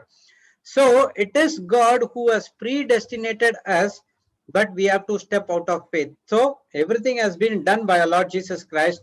You have to step out of faith to receive that grace, and then everything it is given to you. So it is through Christ that God was ministering to the people, that the ministry of reconciliation. So God saved Peter. God gave the ministry of reconciliation to Peter, head of his discipleship, CEO of the God's word. Praise God. And now the same ministry of reconciliation has been given to him as well. Praise God. That's what we saw in 2 Corinthians 5:17. So what we learned here in Ephesians 5 verse 18, 19 and 20 related to the thing, you have to understand those things that only comes from the grace of God. So now we'll see 2 Corinthians chapter 5, verse 17, 18, and 19. It talks about the how the ministry of reconciliation has been given to us. How Peter has been given the ministry of reconciliation. The same reconciliation has been given to us in a different way, because Peter has a different way, I have a different way, Papa has a different way, each and every person has a different way. Praise God. Now, but the system is right. Goodness of God leads you into repentance, and once you're repented, you have been saved, and then the ministry of reconciliation been given to go and convert others as well. I mean, convert here is not talking about the Hinduism to Christianism, those things. Okay, convert is taking them from the kingdom of darkness to the kingdom of light. That's it. You give only that particular understanding to that particular person, and already it is the Holy Spirit will give them the instruction. Then they will come and voluntarily say that I want to turn into the kingdom of God. I want to be baptized. So I was speaking to many people. Okay, the converts. Okay, I was speaking to that one lady from women, one lady from Mumbai. She was wants to have healing.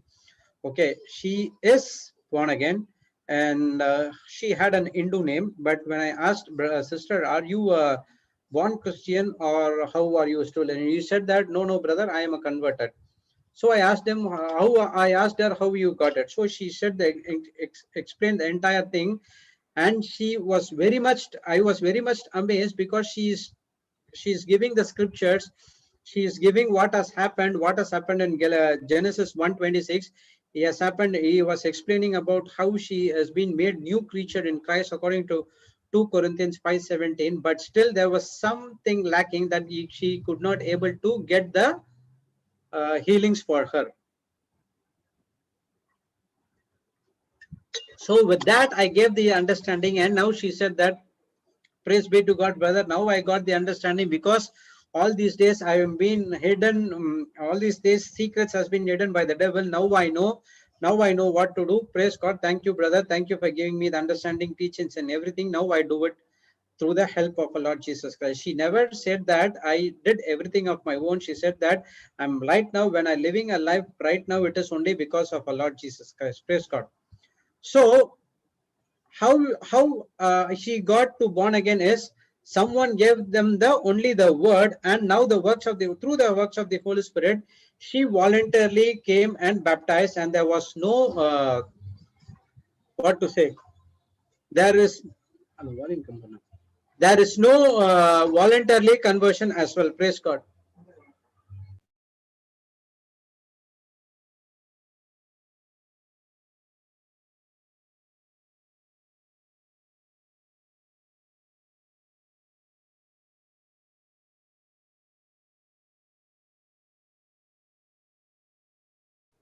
Praise God. Sorry about that. My son came inside. Okay, so that's what she said. So that we need to understand. So the Holy Spirit works is very much important in our lives. So therefore, if any man be in Christ, he is a new creature. All things are passed away. Behold, things are become new. So we have learned this scripture many a times, right? All things are passed away. Okay. What are the old things? Our past, our sin nature, our carnal nature, what we were doing carnally, what we were doing, everything, praise God, everything has been removed, and now we are a new creature, that the new nature of Christ. I mean, it was inside of us, and now we have the new nature, that is now everything God has promised is come inside of our life, through Holy Spirit. Praise God. And this can be done only through Holy Spirit. Okay, you cannot do it on your own strength. That is that we need to understand. If any man be in Christ, first thing you have to be in Christ. Okay, knowledge and understanding. He is a new creature. All things, when you are new creature, all things are passed away and crucified along with the Lord Jesus Christ, nailed on the cross.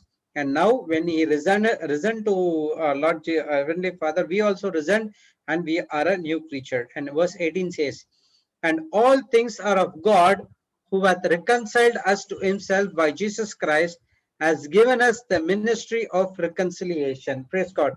And all things are of God, who has reconciled us to himself by Jesus Christ, hath given us the ministry of reconciliation. So all things are of God, nothing belongs to ourselves.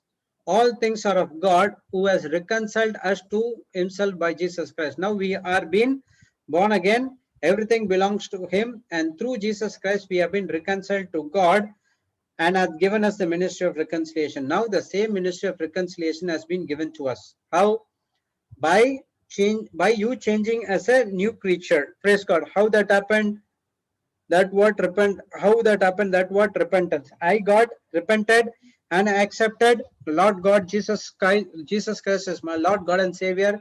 And now immediately the word of reconciliation has been, the ministry of reconciliation has given to me. All this is the work of God, and he has reconciled us to the ministry of Christ. So even though the ministry of reconciliation belongs to him, he has given you to manage and you have to do it. So no way a person cannot come and say that I want to minister. There was no ministry has been given to me. Okay. So the ministry is not only coming to the pulpit and preaching about the word of God. Okay. The ministry can also be in any terms of reaching to the people.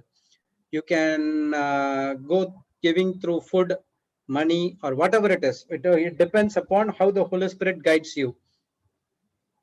So each and every one who are born again, he has been blessed with the ministry. Okay, and that ministry belongs to Jesus Christ as well. That's what it said. All things are of God. Everything what you are doing is because of God. And you cannot boast of anything, and nothing belongs to you, who has reconciled us to himself by Jesus. Because now we are reconciled us to Jesus, everything belongs to God. And now in turn, he has given us the ministry of reconciliation. The old ministry has been taken. So old ministry, what I was doing, I was going and calling my friends, come, we go to this bar, come, we go to this pub, and nothing happened. Now the ministry, new ministry has been given to me. The old ministry has taken, and the new ministry which has been of God has been given to me. What is that new ministry? I am doing the works of our Lord Jesus Christ, preaching, teaching, healing, and deliverance. Praise God. And verse 19 says, into which that God was in Christ, reconciling the world unto himself, not imputing the trespasses unto them, and hath committed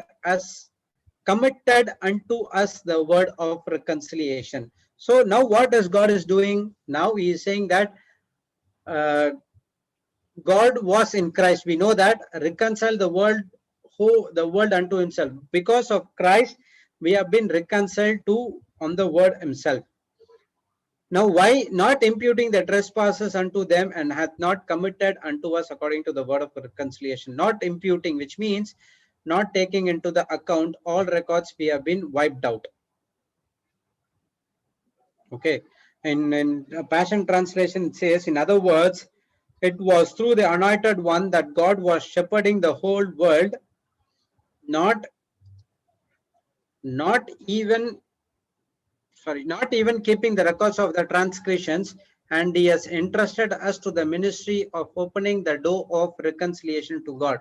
So because of God not imputing the trespasses inside of us, that's the reason we have been reconciled to God through our Lord Jesus Christ. Praise God.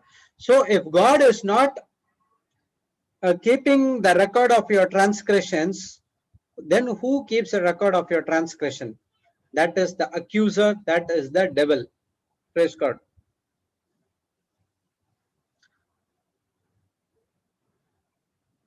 God has been said in Hebrews 4:12. 1 second, I'll just check. 12 or 4:12. Yes, 8:12. Okay, it's saying that Hebrews 8:12. For I will be merciful to their unrighteousness, and their sins and their iniquities I'll remember no more. A commandment or it is a promises has been given to us. God is rich in mercy. Okay, that's the reason I will be merciful to their unrighteousness. Whatever you are committed, wrong things you are committed, that is because of the unrighteousness. He says that because of their unrighteousness, their committed sins and their iniquities, I will remember no more. So God will not take any things which is into consideration. So there is one more person who is keeping the tracks of you, that is the accuser, the Satan. Okay, now at the judgment day, he will come and accuse you. Definitely, he will come and accuse you. Okay, so whatever you did in the past, starting from your child until you come born again, and after born again, I mean till the end of this earth. Okay, even after born again, at some places you are starting to operate in the uh, unrighteousness and sins as well. So the devil comes and tortures you. Praise God. And in the judgment day, Jesus will come and say that the Satan will accuse you, and Jesus will come and say that I already paid the price for the cross. Price in the cross, for he has been given and everything has been nailed on the cross, so he is free to go. But God wants another case, another witnesses. So we need two witnesses. Okay, one is Lord Jesus Christ, who is witnessing for us. The next one is our witnesses. Okay, that is the Revelations 12:11 says, by the blood of we overcome by the devil, the accuser, the brethren, by the blood of the Lamb. That is what Jesus has did. Grace. Okay, grace has already done. Blood of the Lamb. The next one is the faith you have been saved. That is the word of a testimony. We have to agree, yes, I have did all the wrong things, but I believe on Lord Jesus Christ. I accept Lord Jesus Christ, God and my Savior, Lord God and my Savior. Praise God. And now Heavenly Father accepts the witnesses and says, case dismissed, and you can go to heaven and have the eternal life with my son Lord Jesus Christ. That's it. Simple. So God ever never remembers each and every sins. So the past sin is coming onto you, then it is because of the accuser. So how to operate the ministry of reconciliation only by preaching and teaching. Now you know what is that word of reconciliation, ministry of reconciliation. You cannot say that I do not have a ministry. You have it. Everything is inside of you. Now that word of reconciliation has been given by preaching, teaching, healing, and deliverance. That's what Jesus did on this 3.5 years, and that's what he studied for 30 years. He did it in the 3.5 years, and then he has given the baton to us. And now you have been saved, repented. God has given you the ministry of reconciliation to you. Now you start preaching and teaching the word of God to others. So God has given to every one of us without fail His grace, His faith, and the ministry of reconciliation. We are generated, recreated, and reconciled through our Christ. Through our Christ. Praise God. So again, no one can say that I do not have that ministry. I'm not blessed with this ministry. You can easily give the 2 Corinthians 5:19 about the ministry of reconciliation as well. I'm sorry, 2 Corinthians 5:18. Okay. So we are regenerated, recreated, and reconciled through Christ. Okay. Next, there was a question from Sister Jocelyn about the workmanship. That is in Ephesians. Today I have so much time. Okay. So don't worry. In Ephesians 2:10. For we are as workmanship created in Christ Jesus unto good works, which has God hath ordained that we should walk in them. Can you put that scripture, sister?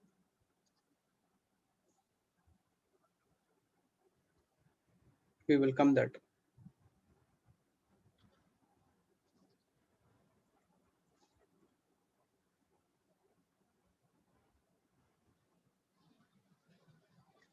Okay.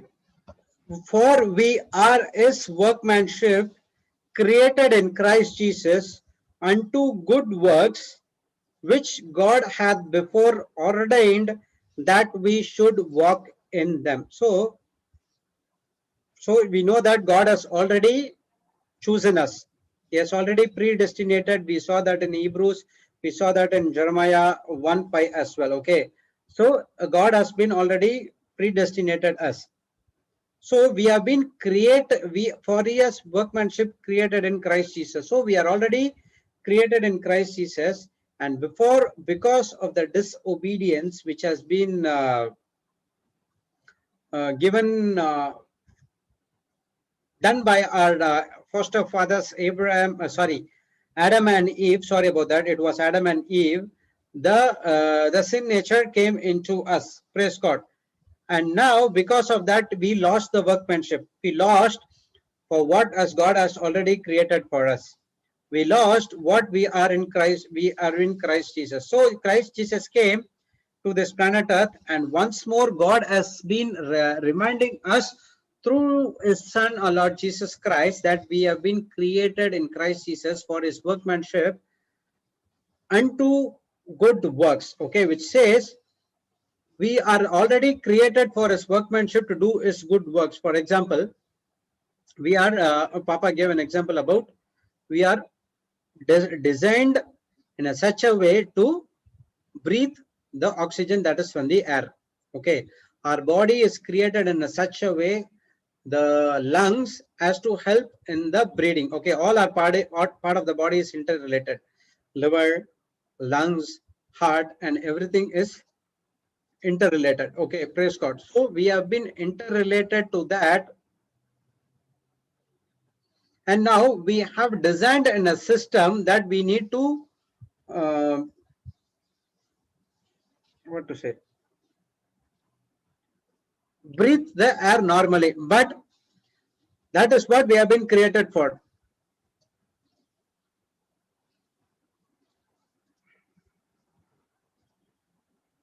Praise God. But because of our wrong think, or because of the wrong thing, because of the sickness and whatever that is because of the wrong thing, we are using the ventilator to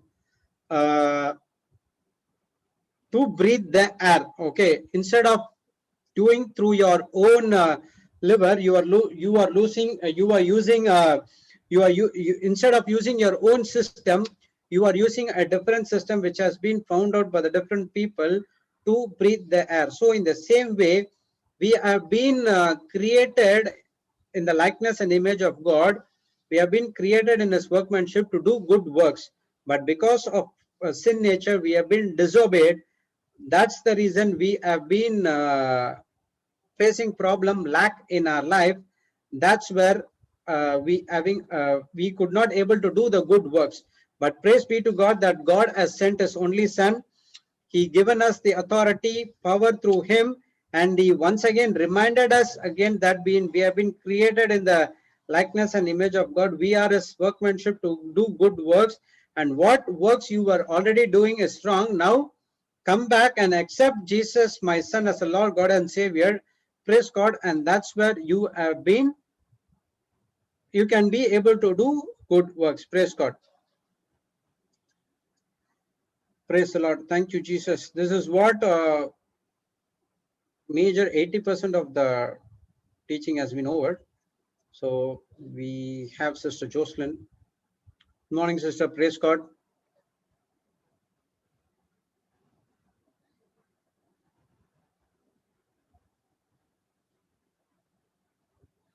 Sister, you're there?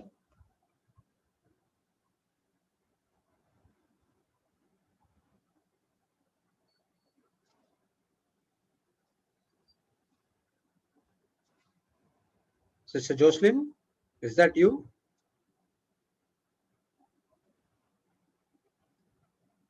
Okay, praise God. So we'll continue. She will join. Okay, so how we could able to understand the workmanship only when we come to Lord. He teaches you how to shift from law to grace.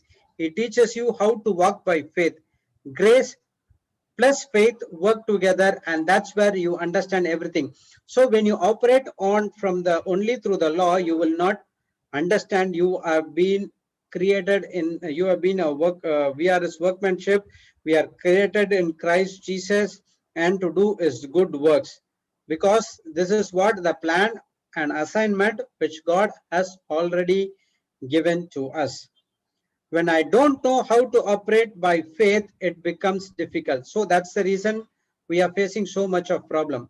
Okay, so with grace and with faith only you can able to get all the things which has been God has already did for us. So now everything has been come easy through the grace of God.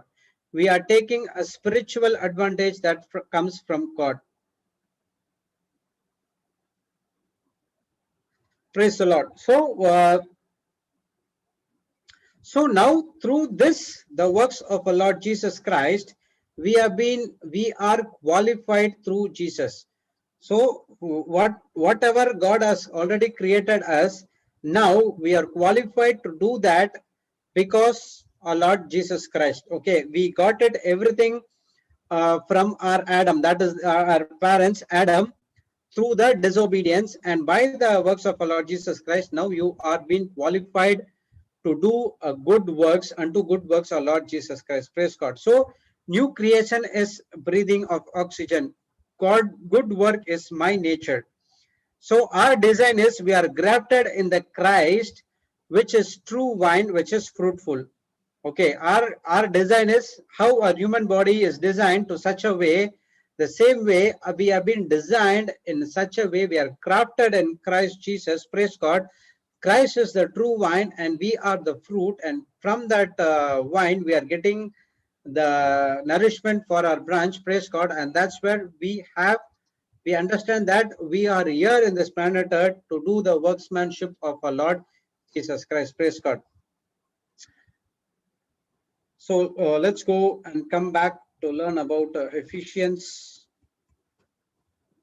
2:8 on amplified version.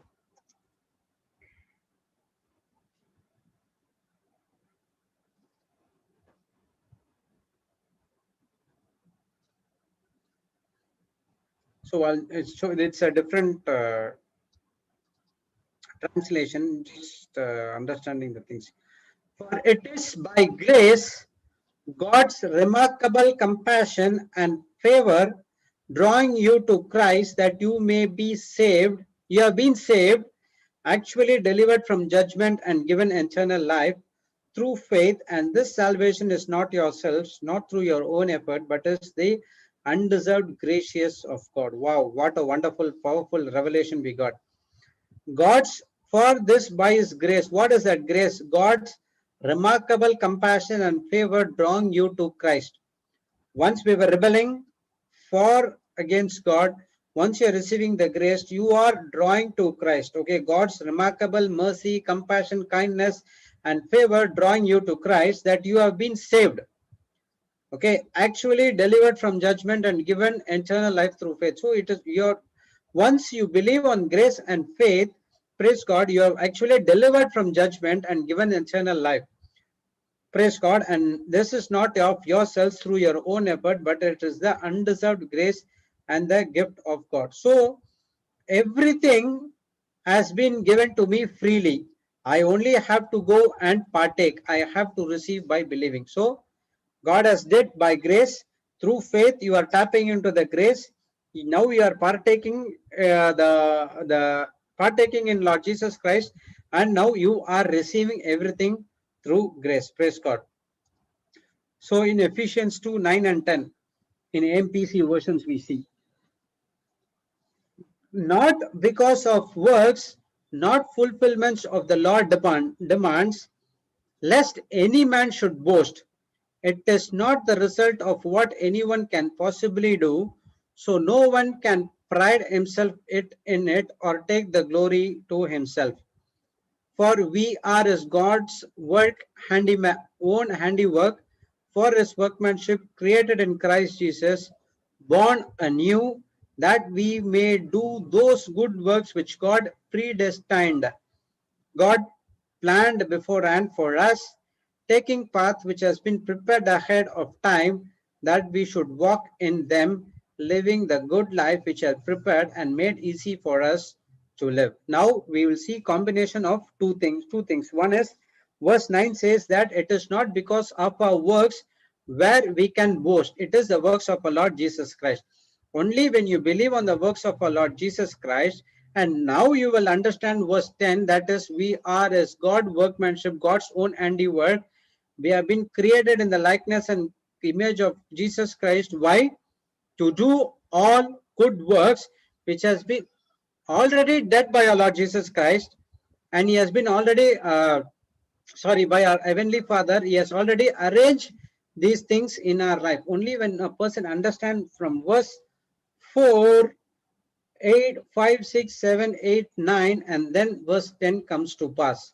That is, we are as God's handyman, that is his own handiwork, that is workmanship. So now you know that why we have been saved, why we have been delivered, why we have been given the good, why we have been asked to do, given the ministry of reconciliation only to do his good works in this planet Earth. So grace is installed in us, the principle of the kingdom of heaven. So our response, sorry, I missed something. Yes, God has made us by the grace of God. So that is the system. We deserve nothing but punishment. Everything we have, we received by the grace of God. So punishment has been cancelled. You have been saved, and praise God. And now our response to that grace, we want to live the life of grace in this planet Earth to do the things for others. So grace has installed in us the principles of the kingdom of God. So there are so much of principles. Okay, there it is in the book of Bible. So one of the principle is grace. The main and foremost principle, grace has been already installed inside of us. And now through this grace, now what happened? All the things come to pass in our life. In Romans 6:14, we study that, for sin shall not have dominion over you, for you are not under law, but under grace. So because of that grace, now you have the power to rebel against the sin dominion, sin nature, because the grace is the works of our Lord Jesus Christ, what he did in the cross, and it has had so much of power to rebel against the sin nature. And Romans 8:1 and 2. So now we'll see combination of scriptures, what the grace has done for us. So because of this grace, Paul is saying that there is therefore no condemnation to them which are in Christ Jesus, who walk not after the flesh, but after the Spirit. This is also a testimony of Sister Jacqueline, how she could able to tap into the grace. Okay, praise God. So through the grace of God, we understand that there is no condemnation to them which are in Christ Jesus. Okay, now this scripture is some Bibles it has been incomplete. Now I've seen compared and checked it. I don't want to mention. There is therefore no condemnation to them which are in Christ. Okay, who walk not after flesh but after spirit. But if a person who says that yes, I am in Christ, if he works, if he do it everything through his flesh, the condemnation and the guilt will come and torture him, and definitely the person will fall again to the sin nature again. But part A will come to picture only when you follow part B. I already said that if there is a scripture, there is a part A, part B, and part C. And here is part A will come into place when you do part B. Okay, there is no condemnation to them which are in Christ, who walk not after flesh but after spirit. Only when you walk after the spirit, there is no condemnation and guilt which has been once torturing for you, against you. And verse 2 says, now when you walk in the spirit, that spirit says about, for the law of spirit of life in Christ Jesus has made me free from the law of sin and death.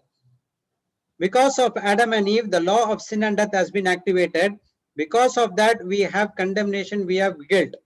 But we are a new creature, we are in Christ, and now we are walking in the Spirit through the Holy walking in the Spirit, which means the help of the Holy Spirit. Now, Jesus already reactivated the Spirit of life in Christ Jesus. That law has been reactivated, and that law made me free, each and every one, from the law of sin and death. So now a person can say, through grace, I am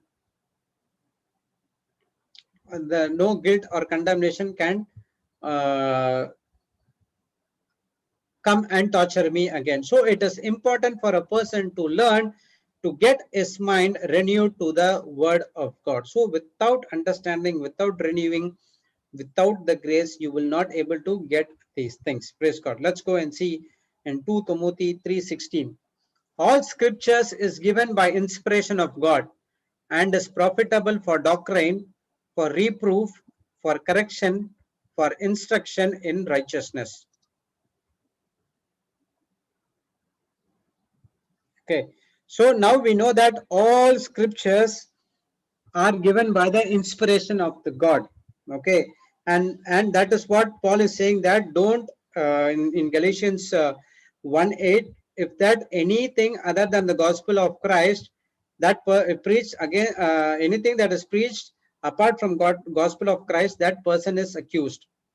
Okay, sorry, accursed.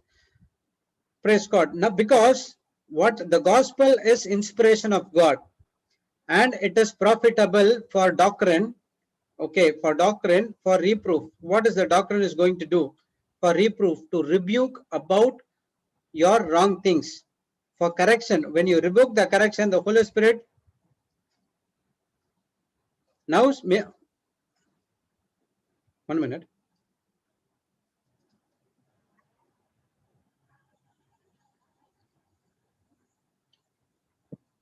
Sorry.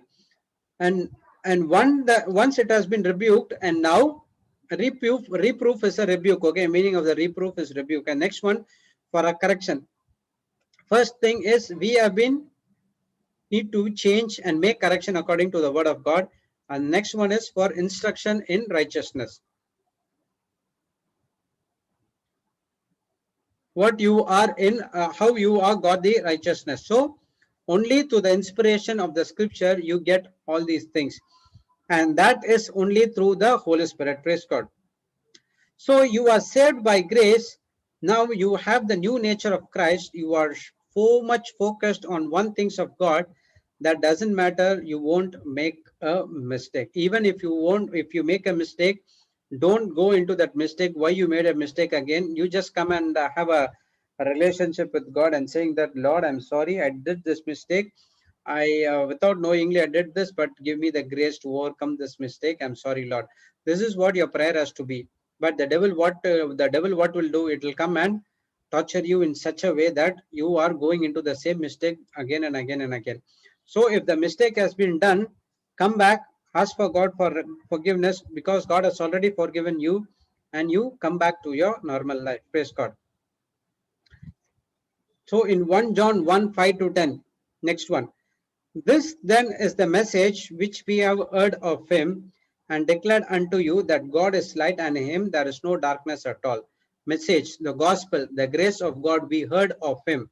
So they received the gospel of light, gospel of God. They heard from our Lord Jesus Christ, and now because they have been heard, the word of reconciliation has been given to them. They are declaring unto us that God is light and in him there is no darkness at all.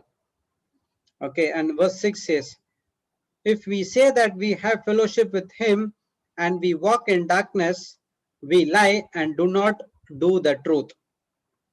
Okay, I'll read it again. If we say that we have fellowship with him, we walk in darkness, we lie and do not do the truth. So we have learned many times as this as well. If you do not have if you have fellowship with him and walk in darkness, again walking in the spirit, you lie and do not the truth. Do not the truth. Okay, sorry, do not the truth. But if we walk in the light as he is in the light, we have fellowship with one another, and the blood of Jesus Christ, his son, cleanses us from all sin. Only when you walk according in the light, according to the word of God, according to the gospel, then only the blood of Jesus Christ will cleanse you from all sin. Cleanses us from the all sin. And if we say that we have no sin, we deceive ourselves, that the truth is not in us. And if we confess our sins, he is faithful and just to forgive our sins, to cleanse us from all righteousness. It's also related to a question asked by Brother Cruz about that confession. So 8 and 9 is the answer. If we say that if we know sin, we deceive ourselves and truth is not in us. Oh, what is the meaning of confession? The meaning of confession is to say as it is. So that is what confess is all about. The word of God says, if we confess our sins as it is, if we say as it is, he is faithful and just to forgive our sins and to cleanse us from all righteousness. So confession is important to us, that you have to say as it is. And it's no point in going and saying the sacrament of confession to the priest, having 80% of the sins has been told, 20% of the sins is still remembering. So you have to say as it is. So when you are in grace, you will no hold of any sins at all. Good news is, because we are under grace, we confess and acknowledge our sins, and he cleanses us. We have been redeemed, saints of God. We have been redeemed by the blood of our Lord Jesus Christ, ransomed. Praise God. So that is what confession is all about.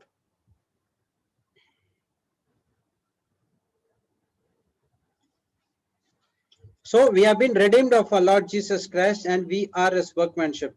That is the masterpiece of God's greatest commandments. Praise God.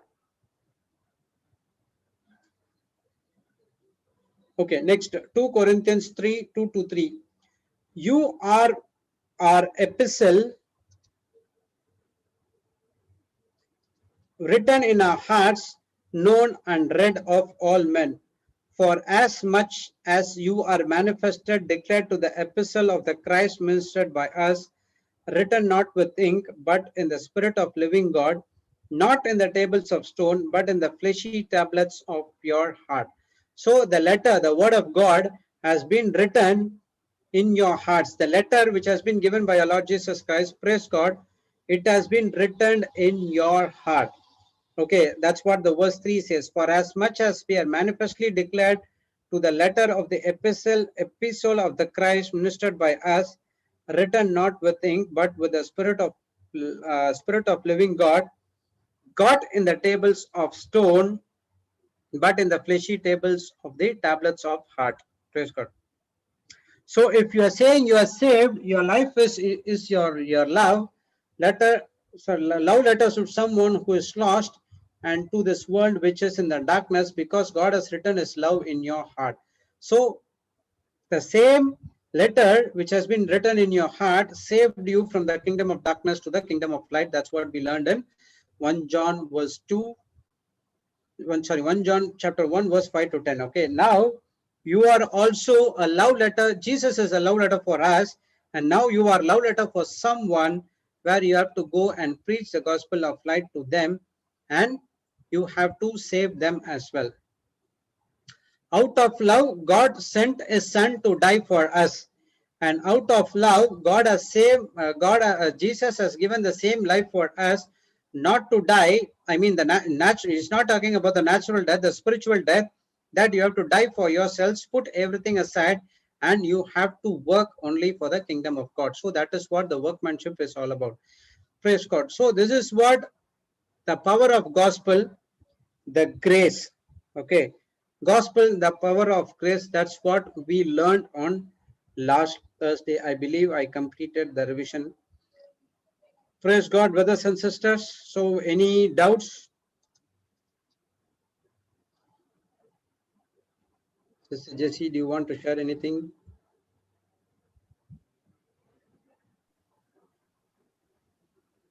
Praise God, Brother Jude. Thank you. Thank you for your wonderful revision. Finally, you finished. Yeah, if I get two hours. Yes, because there's a lot to cover actually. We can finish it out. Yeah. So today you. But if I start by 9, I can able to complete about 80. But other things and all, doing everything has to come. So I'll start by 9:15, 9:10, 9:15. Praise God. Praise God. Praise God. So, and brothers and sisters, any doubt? Can I just check, how would you sum up the definition of the workmanship? Workmanship. In short, how would you put it if someone asks what is See, the workmanship is doing good works. doing good works. Okay. So Okay, we that's what in Ephesians 2:10 it says. For we are his workmanship, Hmm. created in Christ Jesus unto good works, which God hath before ordained that we should walk in them. I'll share the screen. We'll check with the to comparison.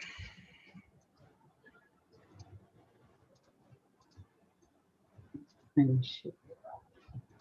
Yeah, we did go through AMP the other day, the Amplified.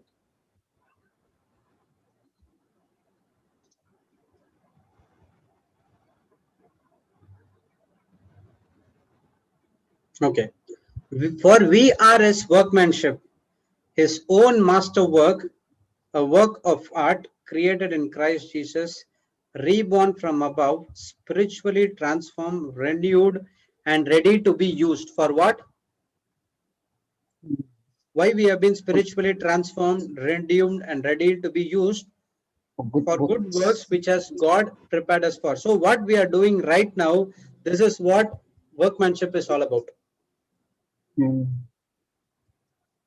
So basically, Which like God has prepared for us. we are created to do good works. I mean, in short, right? Yes, for good works. If they ask what is the good works, preaching, teaching, healing, deliverance. Oh, PhD. PhD, yes. Sister Shamini said, preaching, healing, Preaching. deliverance. Yeah, Sister Christina gave it to her, the definition. PhD. Praise the Lord. It's a nice definition. Healing, deliverance. So, Praise God. that for that's the reason we have been saved. Okay, even at one point of time, I had a question: why, for why I've been saved? Okay, why God healed me out of this disease and one thing. So I learned about that Jeremiah 29:11, that the plan and assignment which God has for me. I thought that the plan is working in the office. Okay. But when I came into the word of God again and again and again, then I stood there's something missing. What God is saying and what I'm thinking is something missing. So that's where I came to the break-even point. I don't know now where to go. You Whether I have to. You felt a calling in your heart. Praise God. Was it you felt a calling in your heart?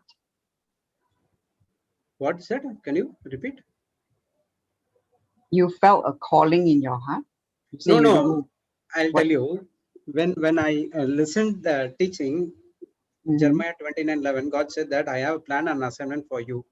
Yes. So at that point of time, I was working in a company. So I thought that the plan and assignment for me to work in a company, to work for my family, to provide for my mother, brother, sister, whatever it is. Okay. Oh. But I thought that. So when I was getting into the Word of God again and again and again and again, when I listened more and more truths, what I was thinking and what God was telling is entirely different. Okay, there is a contradicting what I am doing, but he is saying that you have to go and preach. This is what he is saying, but you have to show the love to others.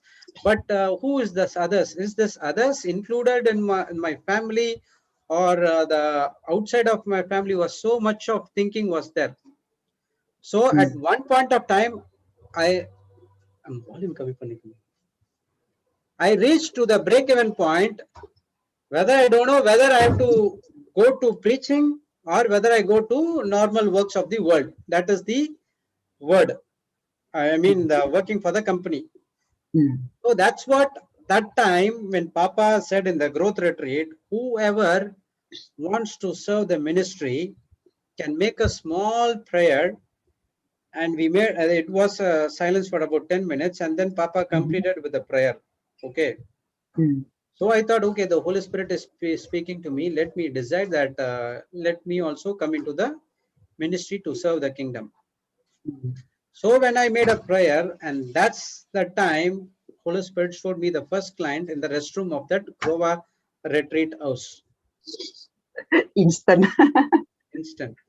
So that from that day onwards, and now I understood that, oh my God, this is what the plan and assignment which God has for me. That all those time I was having a different plan, I was having a different thoughts, and now this is what the plan and assignment for me. Then I started to work on that plan again.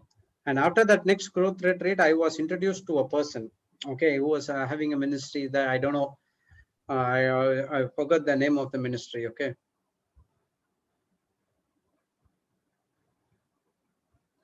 And when that person said to go, and since at that point of time, I was not very active in that JCLM Chennai. JCLM Chennai was there. Josephine Auntie was going. There was a team is going here. They were preaching, the teaching. Papa Johnson will come and do. Everything was going, but they're not aware of those things. So I went to that person place, and they were preaching was happening. So whatever that person was preaching was not in the word of God, because 3 years, 4 years, I was listening to Papa's teaching. Whatever he teaches, he has a backup, a scripture. But this person is preaching, he doesn't have any scriptures. Okay. Oh. So when I asked him how you could say that this is truth or not, and he said that it is directly from the Holy Spirit, and I know how the voice of the Holy Spirit, and I come to know that when the Holy Spirit talks to you, he will talk to you only through scriptures in the initial one. So if that is not backed up with the scriptures, then it is in another way. And that's where I came into senses, oh my God, I came into the wrong place. And then I came out, and then I connected with Josephine Auntie. And from there, I started that. I said to her that, Auntie, I want to do this. I want to minister to the person. You, wherever you go, you can take me as well. So what I did, I was going with Josephine Auntie everywhere where she taking, whether it is a preaching, whether it is going to the hospitals, or she visits lots of houses. Okay, I just go with her, accompany her, and I will used to pray with her. I learned many things from her. Praise God. So she is also preaching the same thing what Papa was preaching. So it's like a revision to me. So I learned many things from Josephine Auntie. That's where the knowledge came, and then we started the Bible class in our church, and that's where I started to grow in the Word of God, and that's where I started that. Praise God. That's what I started to getting into the Word and understood that, oh, okay, this is the plan and assignment which God has for us. This was how long after you met It was Papa? happened exactly in 2017. I got changed in 2013. Oh, that was few years later. 4 years, So yes. It wasn't immediate. No. Your client, 2013. your first client in the restroom was immediate. Yeah, that's what immediate. That's what happened in 2017 when I lost my first job. Okay. When I lost my first job, I mean, 2015. You said your growth retreat was 2013, right? No, the growth retreat was not started on 2013. They started only in 2016. Oh. Okay, at that time, there was only the 3 days retreat will be there, Friday, Saturday, and Sunday. So I was attending the 3 days retreat once in a year. So after that, they had a concept of growth retreat in June 2016. Twice a year, the growth retreat will happen. Okay, So in 2016, it was on June and it was on October. And 2017, it was on January and July. So after that, it was January and July, every 6 months. So you went with Auntie Josephine in 2000? No, for growth retreat, most of the growth retreats, I went alone. But the preaching, healing. But when I come to here, it has to be kept right. The pace has to be kept. So I used to go with Josephine Auntie when in that point of time I was working. Saturdays we go. Oh, okay. You were still working. Yes. So there was when I lost the first job first time, and that's where I started to getting into the growth retreat, and that's where everything started to change. And after that, and 2018, yes, 2019 from January to May, that was the entire turning point in my life. 6 months I was working without a salary for that company. Okay, even though the profits were Wow. being given, but still, I don't know. I don't want to blame him whether he's using the funds in the right way or not. So everyone was rebelling against that person or the owner of the company, but I never ever opened my mouth. Mhm. So that was the breakthrough. Mhm. And I remember Sister Jocelyn was teaching. Okay, God, if you're interested to do full time, first God will call you as a part time. Mm. Okay, and Yes. once when you are good at part time, and when you do everything, instruction has been followed, and then automatically the full time role will come to you. So in Mm. 2019, by God's grace, I got a job, and I can say that I went for an interview to Bangkok, and it was around. We started by 11 o'clock in the afternoon. Okay, and the interview was started 11. When I completed the interview, it was 4 o'clock in the evening. Okay, Mm. and all that interview questions were only based on my lifestyle, how I converted to Word of God. He was so much amazed about my life.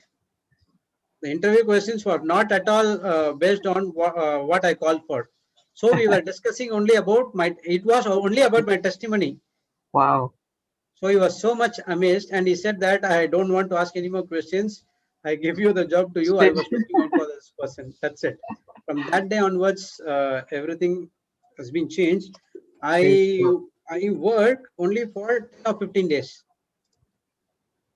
There was time you work only to Yes. half the month, and half the month you could do the ministry Then work. I could, Sister Jocelyn would give me editing works of that. Yeah, That's the where I video, started right? to see you in Malaysia teachings. See you and Ah, Sister Helen. yeah, You were Sister typing in John. one point of time. I was saying every time she's typing, typing, typing. I do not know that what is your core knowledge is all about. Now I know. I used to come to my word. See, Sister Jessie is always typing. I don't know whether she's listening to the word of God or not. I know. I only knew you as a relative of Sister Jocelyn. She told me that, my cousin is actually helping me to do the uploading of the video. So I didn't know who that cousin was until, of course, now this year, last year. Then I found out, oh, okay, it's Brother Jude. Praise God. Praise Praise God, God. sister. Hi, Sister Marina. Praise God. Good Praise to hear God. your voice. Good morning to all of you. Praise God. I was listening to Brother Jude speaking about the growth retreats. Praise God. Praise He used God. to meet every 6 months Yeah. in Goa. Yeah. When 2016, it was on June and October, right? In the first year. It was in June because actually Papa had just heard the concept of growth retreat when he had gone somewhere, and he immediately implemented that in Goa. Mm. So the first growth retreat, actually, none of us knew what we were going to even do. Neither did Papa know what he was going to preach for 10 days continuously, because he had always preached only for 2 or 3 days. And Mm. neither did we know what was going to happen. So it was really a spiritual adventure for us, because we didn't have a music ministry, because the music ministry used to come only on the retreat days. I mean the normal retreat days, and they are working people, so they were not available for 10 days continuously. So that is the time this ministry of tongues began, and we would pray for in tongues before the session, after the session, and it would go on for even for half an hour. No, Brother Jude, I think you were not there the first growth retreat. First, no, 2016, I was not there. I came on October. And it was so amazing that first growth retreat, we were just around 70 or 72 of us. So it was just like the first 70 who were sent out. It was just like that, because we were only so many and nobody knew this concept of growth retreat. And it was mandatory that we all stay in the center, no going out. No, everybody had to stay, even if you were staying next door in Goa. So we all had to stay there. And it was such an amazing experience that Papa decided that we should have this growth retreat twice a year, because it was such an Praise enriching God. experience. And that is the time the tongues ministry began. And we like we made our Mm. plans to go and reach out, and then in that same year, actually, Papa went into his second depression, and you must have heard the testimony of his many times. Mm. And Yes. that was the time when we had the second growth retreat. The second growth retreat was all about how to heal the sick, and it was basically him preaching for himself Mm. and teaching us how to heal the sick. And he would want us to go during the breaks. That time there were more people because it was more widely uh, advertised to everyone that there is going to be another growth retreat. So that is the time he taught us how to heal the sick. Remember, Brother Jude, he gave us the bone spray. Yes. And during the break, he would ask us to We will go and take that take the prayer and go and search for everyone, and we go and pray. Yes, search for people who are sick, or phone anybody who's sick. Phone your relative, phone anyone, phone a friend. Go and minister and come back with the results. So that's the assignment we had, which we had to do during every break. And you would see all the retreatants with somebody else or phoning and with the prayer in their hands. And that was What also, do you mean? we had that bone spray which was Sorry. given to us. That So the prayer is all about bones? no, it was mainly on bones, because It was full of from the top to head. no, what he explained Oh. to us, why he gave us like it was a bone spray, because he said most of the problems and the sicknesses arise when there is a misalignment in the bones, in the spinal Oh. cord. And so most of the diseases come when there is the bones are not aligned. Oh, wow. Can you share that prayer? Do you still have it? Yeah, it will be there. I will share it. I will share it. I remember receiving once from Yes, JCILM. You yes, post, I don't know whether it's the same one. The one that talks to the disc, yes, you yes, know, vertebra, yes, the same. The same prayer. spine, Yes, you know, those 4 or 5 things. right from the top. It's like from the I'm not sure if it's from the top. the pelvic bone, the pelvic. Yeah. Then we used to add afterwards the cranial bone, the Oh, cranial bone, that one. That Yeah. one I don't have. Begin from the top, the cranial bone. Afterwards, we added all those things. Is it in the ebook? If it's in the ebook, then I can download from the website. No, it is there. We had this format which was given to us. Because I think this would be good to share with everyone. I think most of the people before had it. It's only the later Ah. people now who don't have it. We all had this prayer. Oh. Yeah, and he even did Brother Jude, remember he did one video how to heal the sick, remember?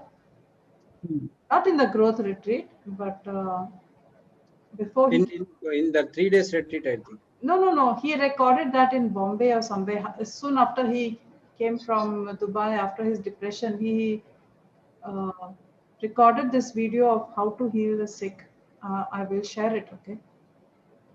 So then afterwards, Brother Jude, remember you came and then Papa was telling us about being, was that term he used? Last time I had said,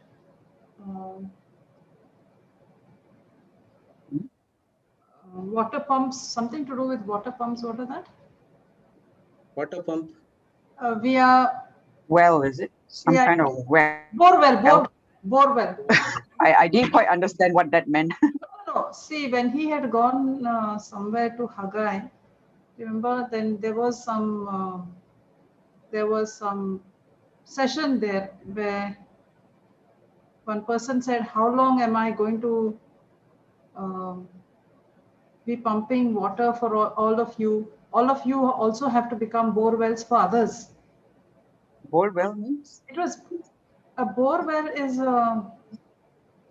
what was that, Brother Jude? He told us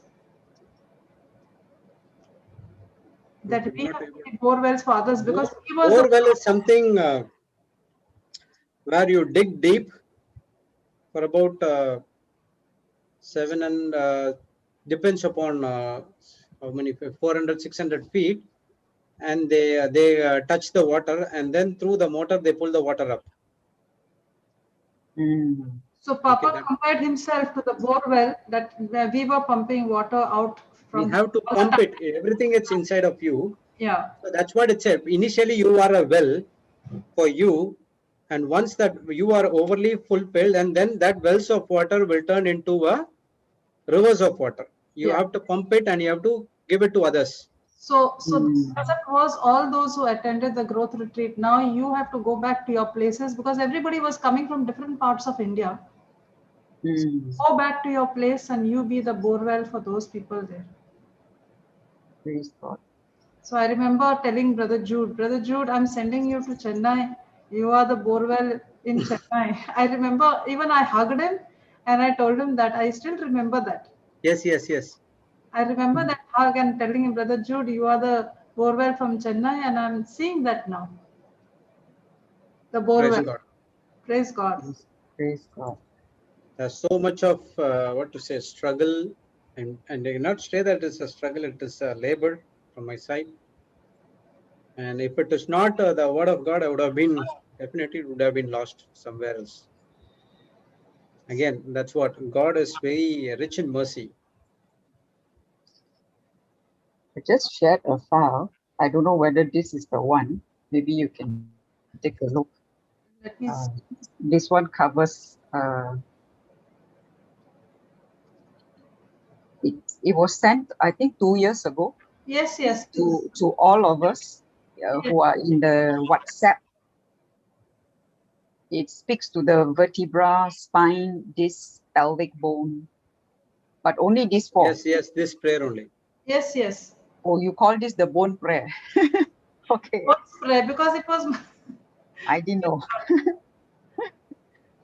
Oh, okay. There was Because a testimony based on this prayer as well. Because you say it covers from head to toe, but this one speaks of vertebra, spine, disc, pelvic bone. It starts from your neck, I think. Okay. It was covering the main bones actually, but then you can also add from the cranial bone and you can go down right up till the toes. That's no hard and fast rules, anything you can add. See, this was the main part. You are free to add on. Yeah, add on and speak all the bones. Okay.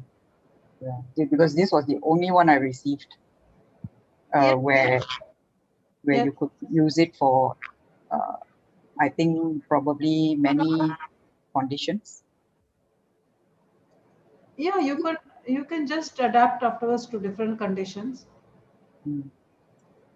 So this is the one that you're talking about. Okay. All the healing actually began with this prayer.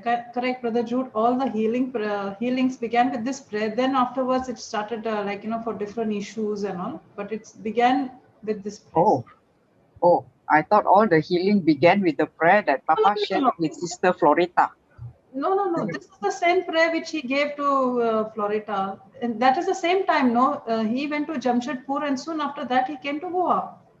So that was a small prayer, and after that, from that, this prayer came. That one was speaking to the mountain, I think. See, Jesse, when he went from Dubai to Jamshedpur, this is the prayer he made and gave to Florita.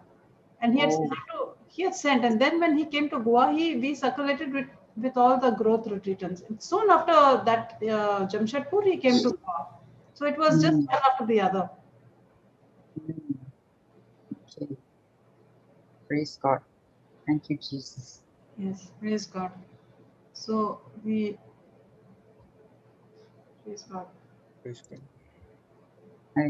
We can't share this in YouTube, right, Brother Jude? Which one? No, sister. Because YouTube doesn't allow no attachments. Documents, yeah.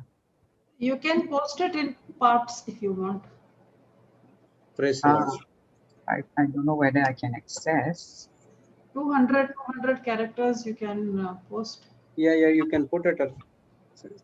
But whatever you are modified, it will not be like that. It will be go as a plain text. The bold, those things will not come by line by line. Yes. Okay. Thank you. Praise the Lord. Thank you, brothers and sisters. So, Sister Marina, you'll be here, right? Brother Jocelyn not there today? Actually, I'm not here for long. I just joined all of you. Just joined for some time. Mm. Sister Jocelyn will be going for that Melbourne teaching, right? Okay. So JCILM info is That is I know it's Auntie Josephine's my, ID. Right? my wife. Oh, your wife. Okay. See, that is a Tamil ID. Okay. She used to log in and then she pray in tongues. I just came to join all of you. I have not prepared anything or anything because I was busy doing something else actually. And Praise God. We will. This is in revision only. I will stop and start again. but there is no topic to share, Brother Jude. You can just continue with the same thing. There is no specific. Yeah. We will discuss only with the grace only. Okay. Praise God. You can join us, Sister Marina. Love to have you. Yeah. She will join. Yeah. Today is Sunday. She will join. Don't worry. Praise God, brothers and sisters. So we will stop this and we'll start again. 2 minutes. Let's